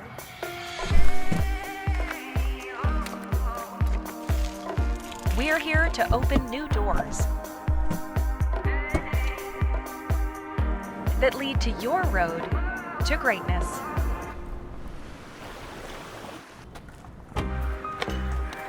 Your journey starts at Toyota's national sales event. Toyota, let's go places. Welcome back, ladies and gentlemen, here to IdahoSports.com as the Kendrick Tigers lead 30-16 over the Carey Panthers in what hopes to be their first championship since joining the 1A D2 division. And again, that would be the first time a District 2 school accomplished that feat. So we'll see what happens here with 12 minutes to go. And really quickly, we want to thank John's Heating. John's Heating is a family-owned business that has been serving the Wood River Valley since 2001, offering the very best that Lennox has to offer for all your heating and cooling needs. Go Panthers from everyone at John's Heating. 3rd and 5, I-formation look for the Tigers. They do a play-action look here. Couple of receivers going to the right side. He's got Hunter Taylor, and Hunter Taylor is almost able to corral it. He dove for that one, and it's incomplete. And that would have been inside the 20-yard line. Yeah, he's kind of slow to get up off the turf, a little frustration with himself. It was an excellently thrown ball, kind of an out-and-up look. Again, just landed right in his paws. He had Connor Simpson in coverage, but again, with stature, there's not much you can do except for be in the area. He was going to get tackled as soon as he caught it, but that ball falls flat, and that means Carey's still in business with this important 4th down. You better watch the ball if you're a defensive lineman from Carey. You don't want to get tricked by a long snap count. 4th and 5. This could be big here. And it looks like we're going to have a punt here from the Tigers, their first of the day. And they will send it away. This is an end-over-end kick that's going to land inside the 20 and go out of bounds at about the 14-yard line. So all things considered, an excellent punt there. And now the Panthers have a long field in front of them. Yeah, that was Kep, who's also the quarterback, which is always dangerous when your quarterback is also your punter, which is pretty common in 8-man, but you have to respect it as a potential play, which keeps everybody pretty cautious. Nice angle, coffin corner punt over there, getting it on the 14 or 15 and making it so Carey has a long ways to go, and they're down by 14, so they're going to need to do this score plus another one. And unfortunately for Carey, most of their success has been on the ground, which will run off the clock if they're tackled inbounds. So another factor to add into play here. 11:45 to go. 1st and 10, ball on the 15-yard line. Carey comes to the line of scrimmage with 2 receivers to the far side, and Connor Simpson is lined up next to the quarterback in the backfield. They're going to run a sweep play. This time it's Simpson again. He's at the 15, he's at the 20, and he gets out, pushed out of bounds at the 25-yard line. And some of the fans here were calling for a late hit out of bounds. No flag has been thrown. Yeah, like you said, it's getting a little physical just because of the fact that it's 4th quarter now in the championship game. Everybody's got to be super emotional just to get where they need to be. That being said, that was a nice little run. He headed north and south, just kind of bounced it a little bit more to pick up another 5 or 6 yards. It looked like one of those Hewitt runs that we've seen on those returns. Ball's now on the 27, pickup of 12 there. Simpson runs right into the teeth of the Tiger defense, and he's brought down. Well, not brought down, but he's held up. Yeah, that's right. Again, that was the defensive ends from Kendrick. That was Stamper and Morgan. We've seen him doing a lot of work. Jack Silflo, the nose guard, kind of got left out of the party, but he had 2 or 3 offensive linemen on him. So, again, that's exactly what Kendrick was hoping to do, keep Simpson bottled up before he can get started. So it's going to be 2nd and 11 after the loss of 1 there. Simpson once again splits out at wide receiver, and he's going to run a route this time. Back to passes Parkey. Looking, he's directing traffic, and he's going to get rid of it. He doesn't get rid of it, pulls it down and runs. He's into the open field and brought down at the 45-yard line. What a run there from Carson Perks, excuse me. Well, it's one of those where he kept motioning like, hey, come over here, come over here. We do have a flag on the field, kind of thrown a little late on our sideline, but he kept kind of motioning, and the defense reacted to it, and no receiver was in the area, so he just kept running. So I think it was intended to be a offensive lineman downfield, or was that a sideline warning? Is that what they just said? Yeah, it could be. The flag has been picked up, and they're going to keep it rolling here. 1st and 10. And Simpson bounces to the outside and is finally brought down at about the 39-yard line. The 41. And some life being breathed in here for the Panthers fans. Yeah, Lane Clemenhagen did a nice job there. Again, he was starting to bounce like we've seen him do before. That's Simpson. But Clemenhagen, the defensive player from Kendrick, the linebacker, just came up and had that solo tackle, which is tough to do. We've been highlighting Simpson all game. We're here at the 10-minute mark. Ball spotted at the 41-yard line, 2nd and 8. Perks hands it off to Simpson once again, and Simpson bulldozes his way forward to the 42, and that's going to set up a 3rd and 5. And that time there was a pair of defenders. That was Clemenhagen for his 5th or 6th tackle, and Hunter Taylor was there as well. So, again, he's getting a lot of attention, but they keep handing him the ball because Simpson's such a player to get the cause of possession. We have a whistle. I'm not quite sure what we're doing down there. We have an official timeout here. Looks like they want a replacement ball. And the clock's still running here, and the official signaled that they wanted the clock to stop. But the clock is still running. This all started with about 9:30 on the clock. The Carey fans are not very excited about this and are offering some helpful suggestions of the fact that the clock is running and still running and still running. The official asked the clock to stop with 9:55 to go, and it ran all the way down to 8:58. And now we have some communications on the field. They're trying to get the clock set back. It looked like there was the wrong ball on the field, whether it had been a kick ball or something was amiss with the ball. So the officials were right in what they were trying to do, but looked like somebody was a little slow with the thumb. And we'll see what they reset it to. 9:52 is what the officials call out from on the field. And it looks like the blue and yellow team is excited about having another minute left in the game, added to the game, I should say. So. And there we go. The clock is correct now. 9:52 left in the game. Ball on the 38-yard line. Finally, we have some clarity here. And the Panthers make their way to the line of scrimmage. 3rd and 5. This is 4-down territory, obviously, for the Panthers. Shotgun look here. Perks takes the snap. He's going to roll right. He's got a blocker in front of him, and he's brought down from behind, and he's going to have the first down. He kept going, thinking he had fallen on top of the Tigers player. Yeah, he's kind of emphatic of the fact that I was laying on the defender, but the officials had him marked down. He still has a first down, which stops the clock and moves the chains. And Carey's still in business, but they got to be efficient because they need this possession plus another one. So 1st and 10. Ball on the 31. They go back to Simpson, old reliable, and he falls forward, pickup of 2. And the Panthers are going back to that wing back setup where they have 2 backs in the backfield, one on either side of Perks. And that was Jack Silflo, who's the nose guard for Kendrick at the bottom of that pile, the junior, 6'2", 240 pounds. 2nd and 8. They go to the other running back this time. That is Colton Larna, the junior, and he falls forward pretty close to that first down marker. Yeah, we've seen him on a couple of those runs. This time he gets a nice gain. We've talked about him being a defender as well. All these 8-man guys have to play both ways as we're getting down here in this get your cleats in the dirt, 3rd and short. 3rd and 2, 8:40 to go. Perks dives forward. He just followed his offensive line there, and it looks like he's got the first down from where they spotted it, and they do. And Hogan checking in for the Tigers, number 36. The kicker, Carson Hogan, is into the game at defensive line.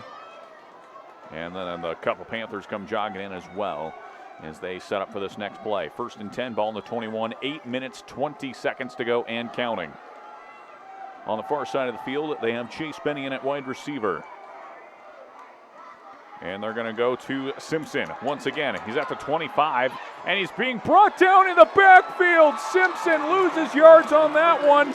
Excellent containment there from the Tigers. Again, we see Lane Clemenhagen, Hunter Taylor, and Jack Silflo getting him down on that. It's just one of those where it's a run to the outside. He bounces it once, and they're just able to show up in waves. First guy grab a hold as much as you can, and the 2nd, 3rd, and 4th guy's got to try and tear him down. Hunter Taylor comes out a little shaken up on that one, but they're just going to dust him off on the sideline here. Well, you're never quite sure if you have they're taking his shoulder pads off for some kind of equipment issue. So looks like a change of jersey here as Perks throws an out route to the far side. It's Bennion. Bennion gets back to the original line of scrimmage and is pushed out of bounds. Yeah, because if you have blood on I don't know whose blood it might be, but if you have blood on your jersey, you got to get it off. But everybody's got their shoulder pads on so tight, he's having a heck of a time getting back out there. But in the meantime, nice little swing pass, but not very many yards for Carey. Again, 7:36 left. Getting near the goal line here, but you got to get points out of this possession. 3rd and 10. Here in the 4th quarter of the 1A D2 championship.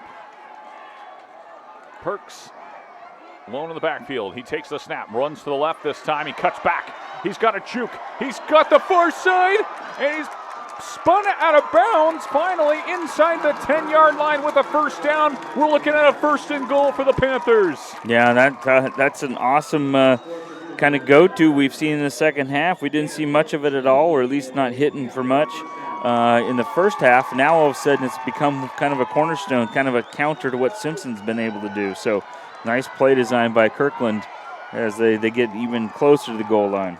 7:27 to go. 1st and goal. Perks hands it to Simpson. Simpson loses the ball! The Tigers say they have it, and they do! Kendrick could have just slammed the door shut right there. That's Simpson's 2nd fumble of the day.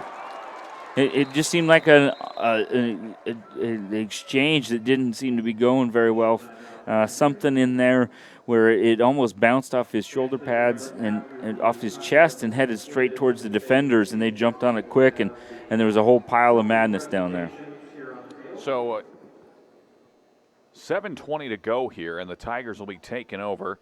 Really quickly, we have a timeout on the field. We want to thank Clear Creek Disposal. Clear Creek Disposal is Blaine County's preferred provider of waste and recyclables hauling. Locally owned and operated by the Goyanti, oh boy, I'm butchering this, Goytundi family, and Clear Creek Disposal is a multi-generational company offering the highest level of service and knowledge available in the industry. From taking outstanding care of customers and improving recycling awareness to dictating to providing excellent employment opportunities and running an efficient truck fleet.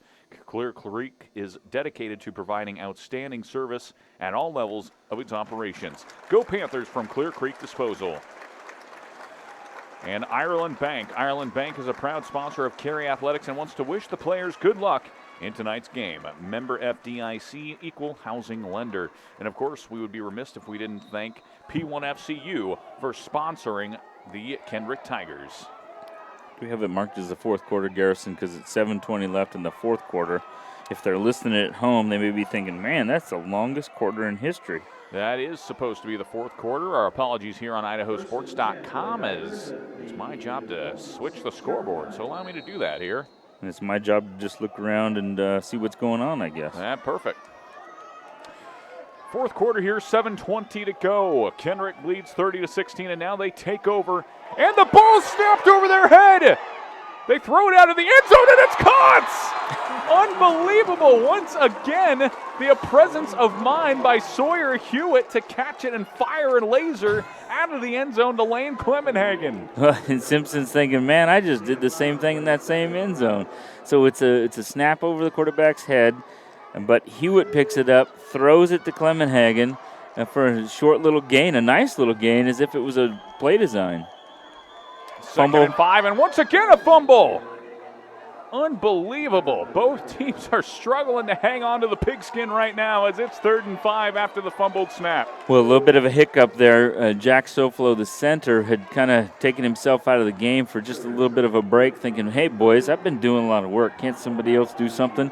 And so he's back in at center again. The nose guard and center, kind of guy doing it all, but you can see how much his impact is on the game. Trying to be the Idaho Sports player of the game, saying, hey, look at me. I've been out of the game and 2 fumbles. That's right. 3rd and 8. Ball spotted on the 8-yard line. This is dangerous territory, so they're just going to go to Kep right up the middle, who bullies his way forward, and he's pulled down from behind. He may have gotten the first down. Based on where they spot it, he did. They're going to move the chains. Well, and instantly Jack Soflo coming back in at center. I mean, they run right behind him. He's just able to turn the nose guard.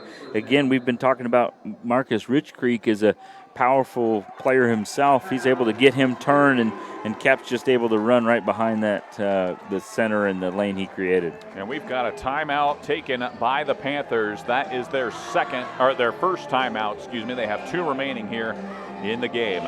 And we would like to take a chance to thank all the sponsors of tonight's game. First with Kendrick, P1FCU, Shorts Funeral Chapel, Kendrick Dental, Pacific Northwest Farmers Co-op, George F. Brocky & Sons, Storm Electric, and Phil's Family Foods.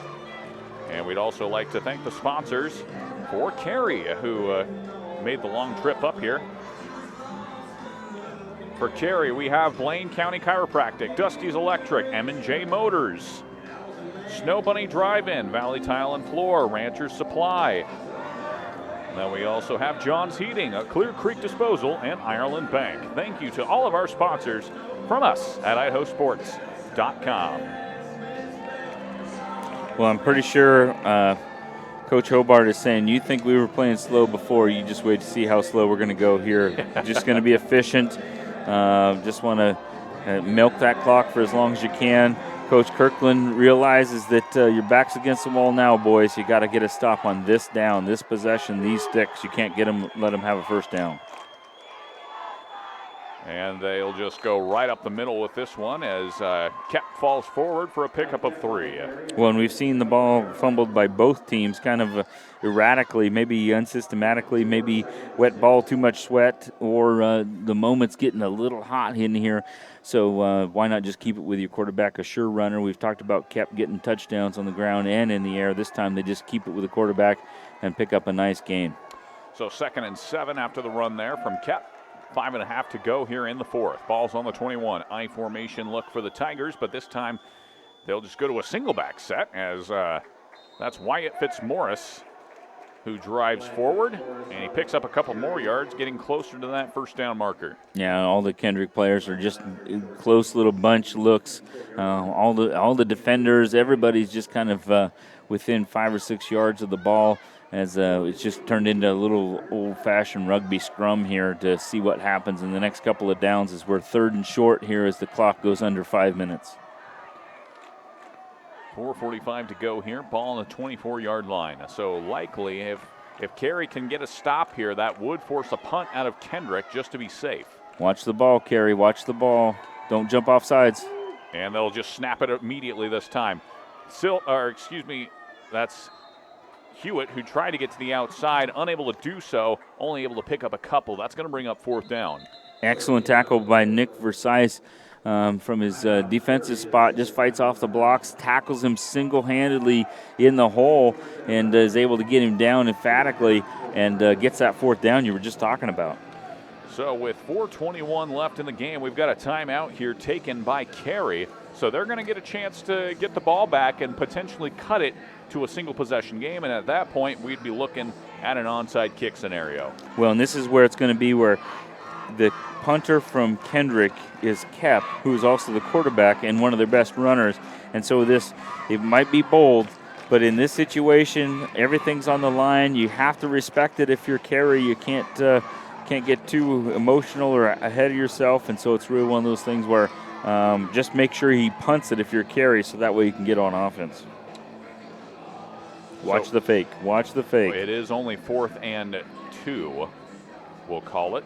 So they could very easily convert something here if they wanted to get incredibly bold with this call, which that's certainly not out of the realm of possibility for Kendrick, as they have a gunslinger mentality. Although Ty Kep, the quarterback, is back at punter. Back deep to receive for Carey is number 5, Carson Perks.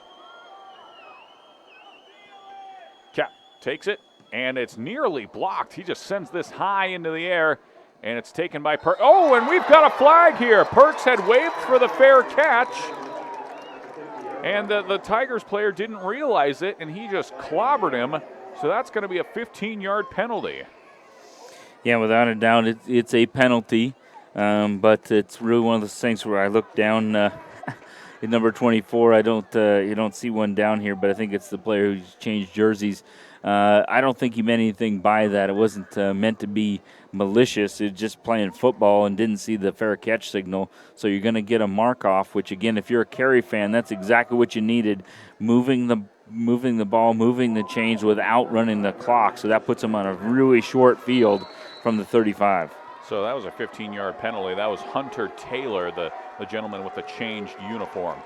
So that gives Carey the ball at the 35-yard line. They come out in a shotgun look here. Short field, 4:13 to go.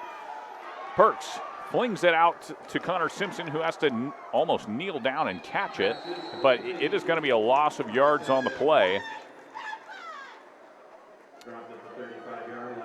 Oh, wow, they gave that a very generous spot. That's back to the original line of scrimmage. Generous spot. I thought he had his knee down when he caught it because he went down low. He's somebody's going to ball out and try and get the ball, but clock means the clock is running either way. 3:44 to go. Perks in the gun. 3 receivers to the left. Takes the snap. Looking. He's got 2 options downfield, and he's going to roll out. It's a deep shot over the top, and it's incomplete.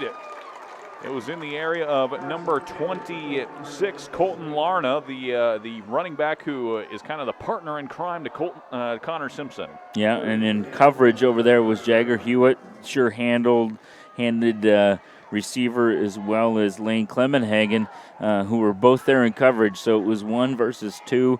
Nicely thrown ball, but not within his grasp. 3:32 to go now. 3rd and 10. Carey needing 2 scores here. Shotgun look once again. Perks has Connor Simpson lined up next to him in the backfield, but the play is blown dead. Timeout on the field taken by the Tigers. It's their first timeout of the half. Well, and Coach Hobart just saying, okay, important down. We've got to get a stop here. Let's make sure everybody knows what the situation is. Maybe they saw something pre-snap that they really didn't like, but maybe just making sure their guys are fresh and what they've been beat by in the past. I've seen some swing passes to Simpson hit big. As much as you want to be quick strike, you got to make sure you just get score on this down or this possession. So got to make sure that you know what you're doing. If you're Kendrick on the other side of the ball, Coach Kirkland's thinking, okay, what's something I can sting him with fast that doesn't take very much time. We haven't really seen any trick plays per se, which I'm not saying they have to go to, but if you had one that you really liked, maybe set something up here because of their formation. Some of the formations we saw in the first half, we haven't really seen with some of the slot guys kind of back a little bit farther. So if they see something that way, maybe we'll see it. But scratch all that. We're just in the old-fashioned look. Shotgun look here for the Panthers. And they throw a quick out route. That's to Benison, who gets to the outside. He jukes one defender. He's pushed out of bounds inside the 20. That's a first down gain and more. Excellent catch and run there from Chase Benison. Right, Benion's doing a nice job right there. He probably can't read my handwriting. It's really one of those things where we've seen him trying to be targeted, but he hasn't had much success. Now they lean on him hard, and he does exactly what they needed. Yeah, that was Benion. My apologies there. 1st and 10. Snap taken by Perks. Back to pass. He's got 2 options downfield. He's got to run for his life here, trying to direct traffic. Jukes one defender. Being pressured from behind, and he's able to pick up a couple, but he's brought down inbounds, and the clock is going to keep running. Yeah, it's one of those where he's stringing it out. He's trying to get a receiver to come back to him, but in the meantime, he has Wyatt Fitzmaurice, and it looked like number 21, Mason Anderson, all over him. Under 3 minutes to go here. Ball on the 16. Perks back to pass. He's once again got 2 options. This is a deep out route to Simpson, and it's incomplete. Jason, it just looks like Carey doesn't necessarily feel comfortable throwing the ball. No, and a lot of this stuff is trying to get to the outside from a really tight bunch formation. Some of these guys are getting pretty tired. Kendrick seems to be trying to rotate some of their limited roster to get some fresh guys in. We saw a couple of guys exchange at the last time out, and so some of the stuff that hit really well, those quick runs, kind of slowing down now as we see Marcus Richcreek come in to the formation. Maybe we're going to get that Wildcat Hulk set where Simpson gets the ball directly and they do some damage. 2:46 to go now. 3rd and 8. Ball is spotted inside the 20. Perks kept himself and falls forward inside the 10. Call it the 9, and we have got a flag down on the far side of the field. We'll see what the call is.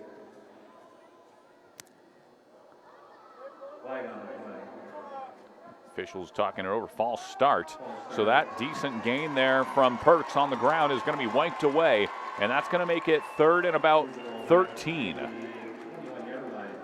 Well, and again, Carey, as much as they want to be methodical and get in the end zone, now we're not much time left. I mean, the fact that Kendrick is just bend, don't break on this possession and really force Carey to use up all the clock, and that really puts him in a tight spot.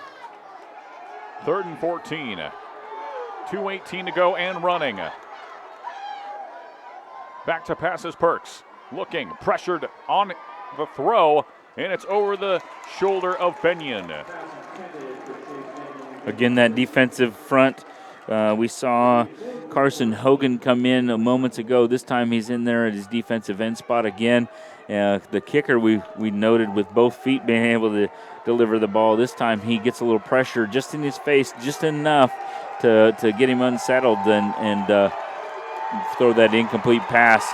The Kendrick fans and a lot of the locals are up on their feet knowing that we're 2:08 away from from Carey being in a tight spot, Coach Kirkland realizing, okay, we have to do something big on this down. Obviously, there's no time left. 2:08, you're down by 14. Let's make sure everybody knows what we're doing. So it's 4th and 14, ball spotted at the 21-yard line. So Carey could get a first down at the 7-yard line. But, the Carey players were pumping up the crowd for this one. If they are able to get the stop here, this would ultimately end the game because Carey is out of timeouts. Yeah, and this is the game that we thought it would be. We talked about it being the dessert. You have all of the other levels of Idaho football. What an awesome weekend having the Milk Bowls all over the state. They've been in the east, they've been in the south, they've been in the north now, and this is the last one. Who's going to be the last champion of 2021 for the football season? We're going to find out here probably on this snap. If Carey can get it in the end zone, which they've quick strike, man, like you mentioned, they can score in 8 seconds. If they can do that here, they're back in business, and it's going to be right down to the wire. If Kendrick can get that stop that they're looking for, they'll have their first championship from 2002, and like you mentioned a number of times, the first time that somebody else has had a championship at this level. And this could be it for Kendrick. Can they get the stop? 4th and 14. 3 receivers to the top for the Panthers. Perks has to step away from the pressure. He's got to run with it. He's trying to get to the first down. Can he get it? He did! Touchdown Panthers! They're still alive! And there you are, that quick strike, just like what Carey was looking for. Again, business trip. We've been there before. You've been in the last 4 championships. This is your 5th one. It didn't take them 8 seconds. It took them 10. But now they got to be super efficient. If they can get this extra point, score again and extra point, they're the winners. Unbelievable run there from the quarterback, Carson Perks. Was able to tiptoe down the sideline and skip into the end zone for 6. And now they need the 2-point conversion. Shotgun look here, 2 backs in the backfield. They go to Perks. He tries to fight forward, and he does. He's in the end zone for the 2-point conversion. 30-24. Kendrick's lead is cut to 6. All of a sudden, it's a Perk show simply because the fact that he has turned it on. We talked about his running ability has come on. Not only does he run the touchdown down the sideline on a 4th and 14, nice blocking by his crew, but then he's able to tiptoe his way through on the extra point. Back-to-back scores by that guy. Now, if obviously Carey is going to be going for the onside kick here. No timeouts left for the Panthers. So if Kendrick does get the ball back, Carey could potentially, if my math's right, get the ball back, but it would be very limited time. Yeah, and it's got to be the right situation, and as much as you think some of these moments are prepared for, by the time you do offense, defense, special teams, there's not too many times you play the last 2 minutes situation. So it's going to be a lot of chips in the middle of the table on this onside. Kendrick is famous for onside, and we've been noting it all game that they're going to do all kinds of exotic things. What happens when the table's turned on them now? That'll be interesting to see what happens when, I would imagine, Chris Gamino is going to come out and give us a kick. Yep, there he is, right out there talking to his favorite official. And slipping him a 20? No, yeah. I'm kidding. That's right. We see a lot of orange and black stacked up there on the 50-yard line, the line that the ball has to cross for an onside kick. Chris Camino, one of the biggest kicks of his life right here. Tigers are anticipating the onside here, moving up. A lot of them stacked close to the 50. Here's the kick, and it's not gonna, goes just, oh my goodness, that was so close. It went to the 10-yard spot, just out of bounds. Yeah, it was quite a kick. Like you said, he came up. It looked like it might be kind of angled deep towards the numbers. Instead, at the last minute, he kind of hitches his hips. It falls on its side. Instead of heading towards that 10-yard mark, it almost goes flat at 7 yards for the bulk of the time. And then all of a sudden, as footballs do, it starts to skip. And then all of a sudden, you're just a smidge short. And it looked like they were going to be able to make a play with Simpson at the very sideline, but not having it. So now you're right. Is there enough time given the down distance spotting the ball for Carey to get the ball back? So they're going to come out in a victory formation immediately, and they'll take a knee there. And now we'll. How much time is in the stop clock, Jason? Well, it's one of those where it's a 25-second clock based on the ready for play whistle. So in theory, with these 3 snaps here, we'd be looking at just on a minute, just about a minute and 20 coming off the clock here. This is where you're getting that little bit of a hitch, sorry, Garrison, where the quarterback, if he doesn't take his knee exactly right as it happens, he kind of double hitches, triple hitches. That's when you get a little bit of extra from the defense. So we got a minute 15 rolling here. He takes another snap and goes to a knee, and we're looking at 3rd and about 14 here. 2 yards lost on each snap. both coaching crews kind of looking up at the clock, trying to figure out, okay, this minus that equals what? How many seconds are there left?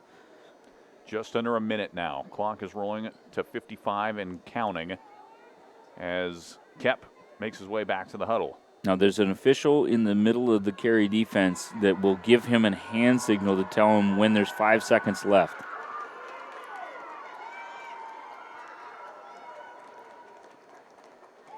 And there's the signal and the snap and the knee. So there's 30 seconds and counting left on the clock, and Kendrick is celebrating. And that's it. That's all she wrote. Mathematically, it wasn't there for him.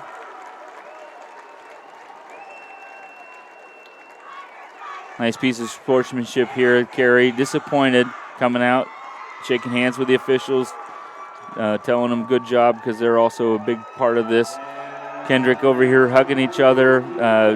Jake Silflo heading over and showing some love towards Simpson from Carey. All the Kendrick Tigers over there telling Simpson, hey, buddy, we had you targeted the whole time. We appreciate your skill and ability. And Kendrick, ladies and gentlemen, is officially the state champion of the 1A D2 division, and that is the first District 2 champion of this division since its inception 17 years ago. What a season for Kendrick, and it ends in the Kool-Aid shower. That's right. Coach Hobart got himself a wet shirt, and he wouldn't be more prouder than that. Hats off to his whole staff, where that's a great crew over there. And Matt Anderson, Greg Frisbee, shout out to Ryan Skaggs if you're listening. Good job on this side, the Kendrick side. Also on the other side, impressive run by Coach Lane Kirkland's crew, and long trip up here, and couldn't be prouder of the way they played. Not too many programs can say that they've been in 5 state championships in a row. Regardless of which trophy, obviously you'd rather have the blue one, but hats off to that crew and all of their fans and supporters that, that says a lot about a program when you can come back to back to the state championship game. So what a season for Kendrick, capped off with a state title. And Jason, this game had a lot of twists and turns, but in the second half, as we talked about and we highlighted during the halftime show, momentum shifted staunchly in favor of the Panthers. What a fight shown from Carey, and we would expect nothing less from a program of its stature. Yeah, it all of a sudden turned into a little bit of a turnover show there, where it got not necessarily sloppy because the defensive crews were doing their jobs, and a lot of pressure put on centers and snappers to get those turnovers as well. Great sportsmanship out here in the middle. The Idaho Dairymen will obviously, Idaho West will be presenting the trophies, but Coach Kirkland and Coach Hobart out there exchanging handshakes. And it's always kind of bittersweet because you have the emotions of the highest high and then that disappointment of being so close, especially in this case where you've only lost by 6. And lots to be proud of on either team as we watch from above. Folks, that is the end of the game. The final score, Kendrick 30, Carey 24. And the 1A D2 championship goes to Kendrick. And we're going to step away for about 30 seconds here, and we're going to talk about the IdahoSports.com player of the game. We'll be right back, ladies and gentlemen.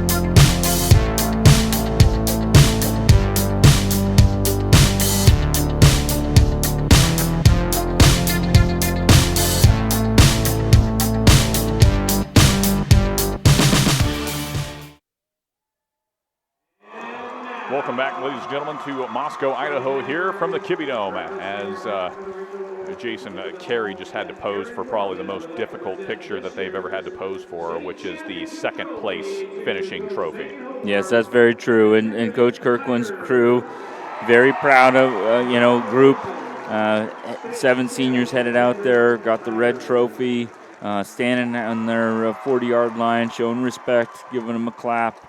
Again, as you mentioned, disappointing because of the fact that that's not the way you wanted it to end, but there's still lots to be proud of. As Kendrick now is holding up the Division II 1A Milk Bowl state champions for 2021.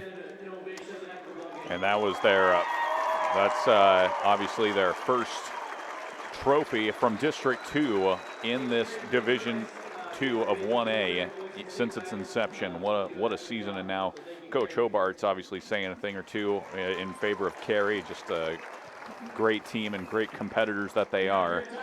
So, Jason, we always talk about the IdahoSports.com player of the game. First, obviously it can't be from Carey, but let's talk about some of the performances from their side. Well, I think we got to start with Simpson. We saw that quick strike ability. We saw Connor Simpson did a nice job on offense and defense. He was everything we thought he'd be and more.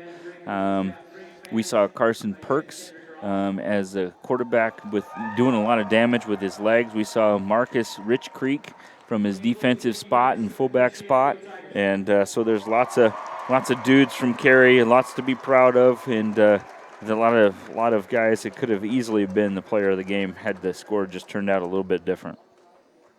And let's go to the winning side, the Kendrick Tigers. Jason, there were a lot of big performances from this side, but one of them stood out. I'll let you highlight the other players first, but who do we got from Kendrick? Well, I will say here, in just a quick little blurb, Kendrick, and I don't want to overspeak on something I shouldn't, but Kendrick had a player lost a number of years ago, and he would have been on this team, and they just held up a poster for him, and you see a couple of kids wearing number 42 down here, and so just kind of an area emotional situation here where, he's never forgotten, and he has some family that's still on the team and big supporters. So I'm pretty sure Coach Hobart would want him recognized as well, that he could have easily been a player of the game today, and definitely in their minds. But offense and defensive lines, Stamper, Silflo, Morgan, those dudes, we talked about having sack parties, and they had him bottled up for a while, and then all of a sudden it turned into a run game.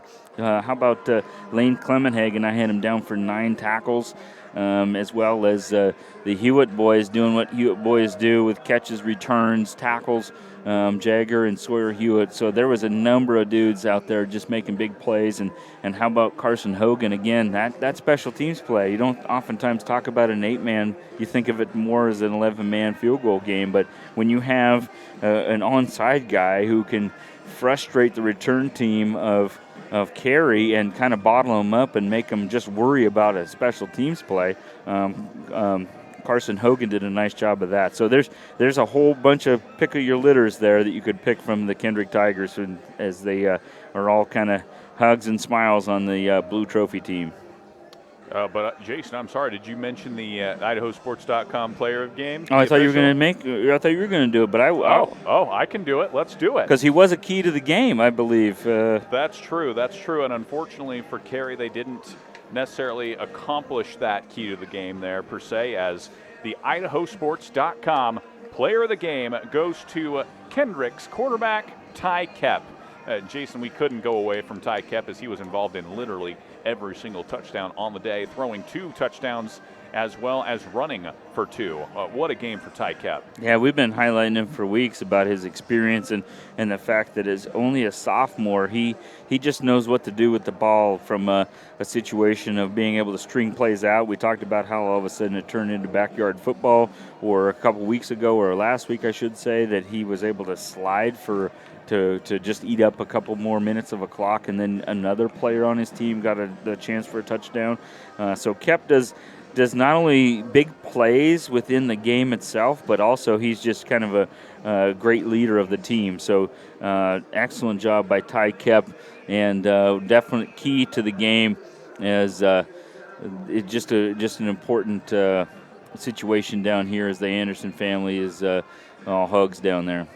What a powerful moment here. All the Tigers players are on the sidelines getting hugs and celebrating with one another, and obviously a very different scene for the Panthers, who are huddled together over inside the 25-yard line on the right side of the field from our vantage point. But nonetheless, ladies and gentlemen, what a game. What a great way to end the season here on IdahoSports.com for Jason Hanson and I up here in District 2. It's been a blast, Jason, as always, but our road ends here. The final score from the 1A D2 state championship. We're big game. time now, Garrison. We're big time. We're state bound. That's right. Kendrick pulls off the win, 30-24 over the Carey Panthers. Thank you so much to the wonderful staff here at IdahoSports.com who've supported Jason and I all season. It's been a blast up here from District 2, and thank you for those who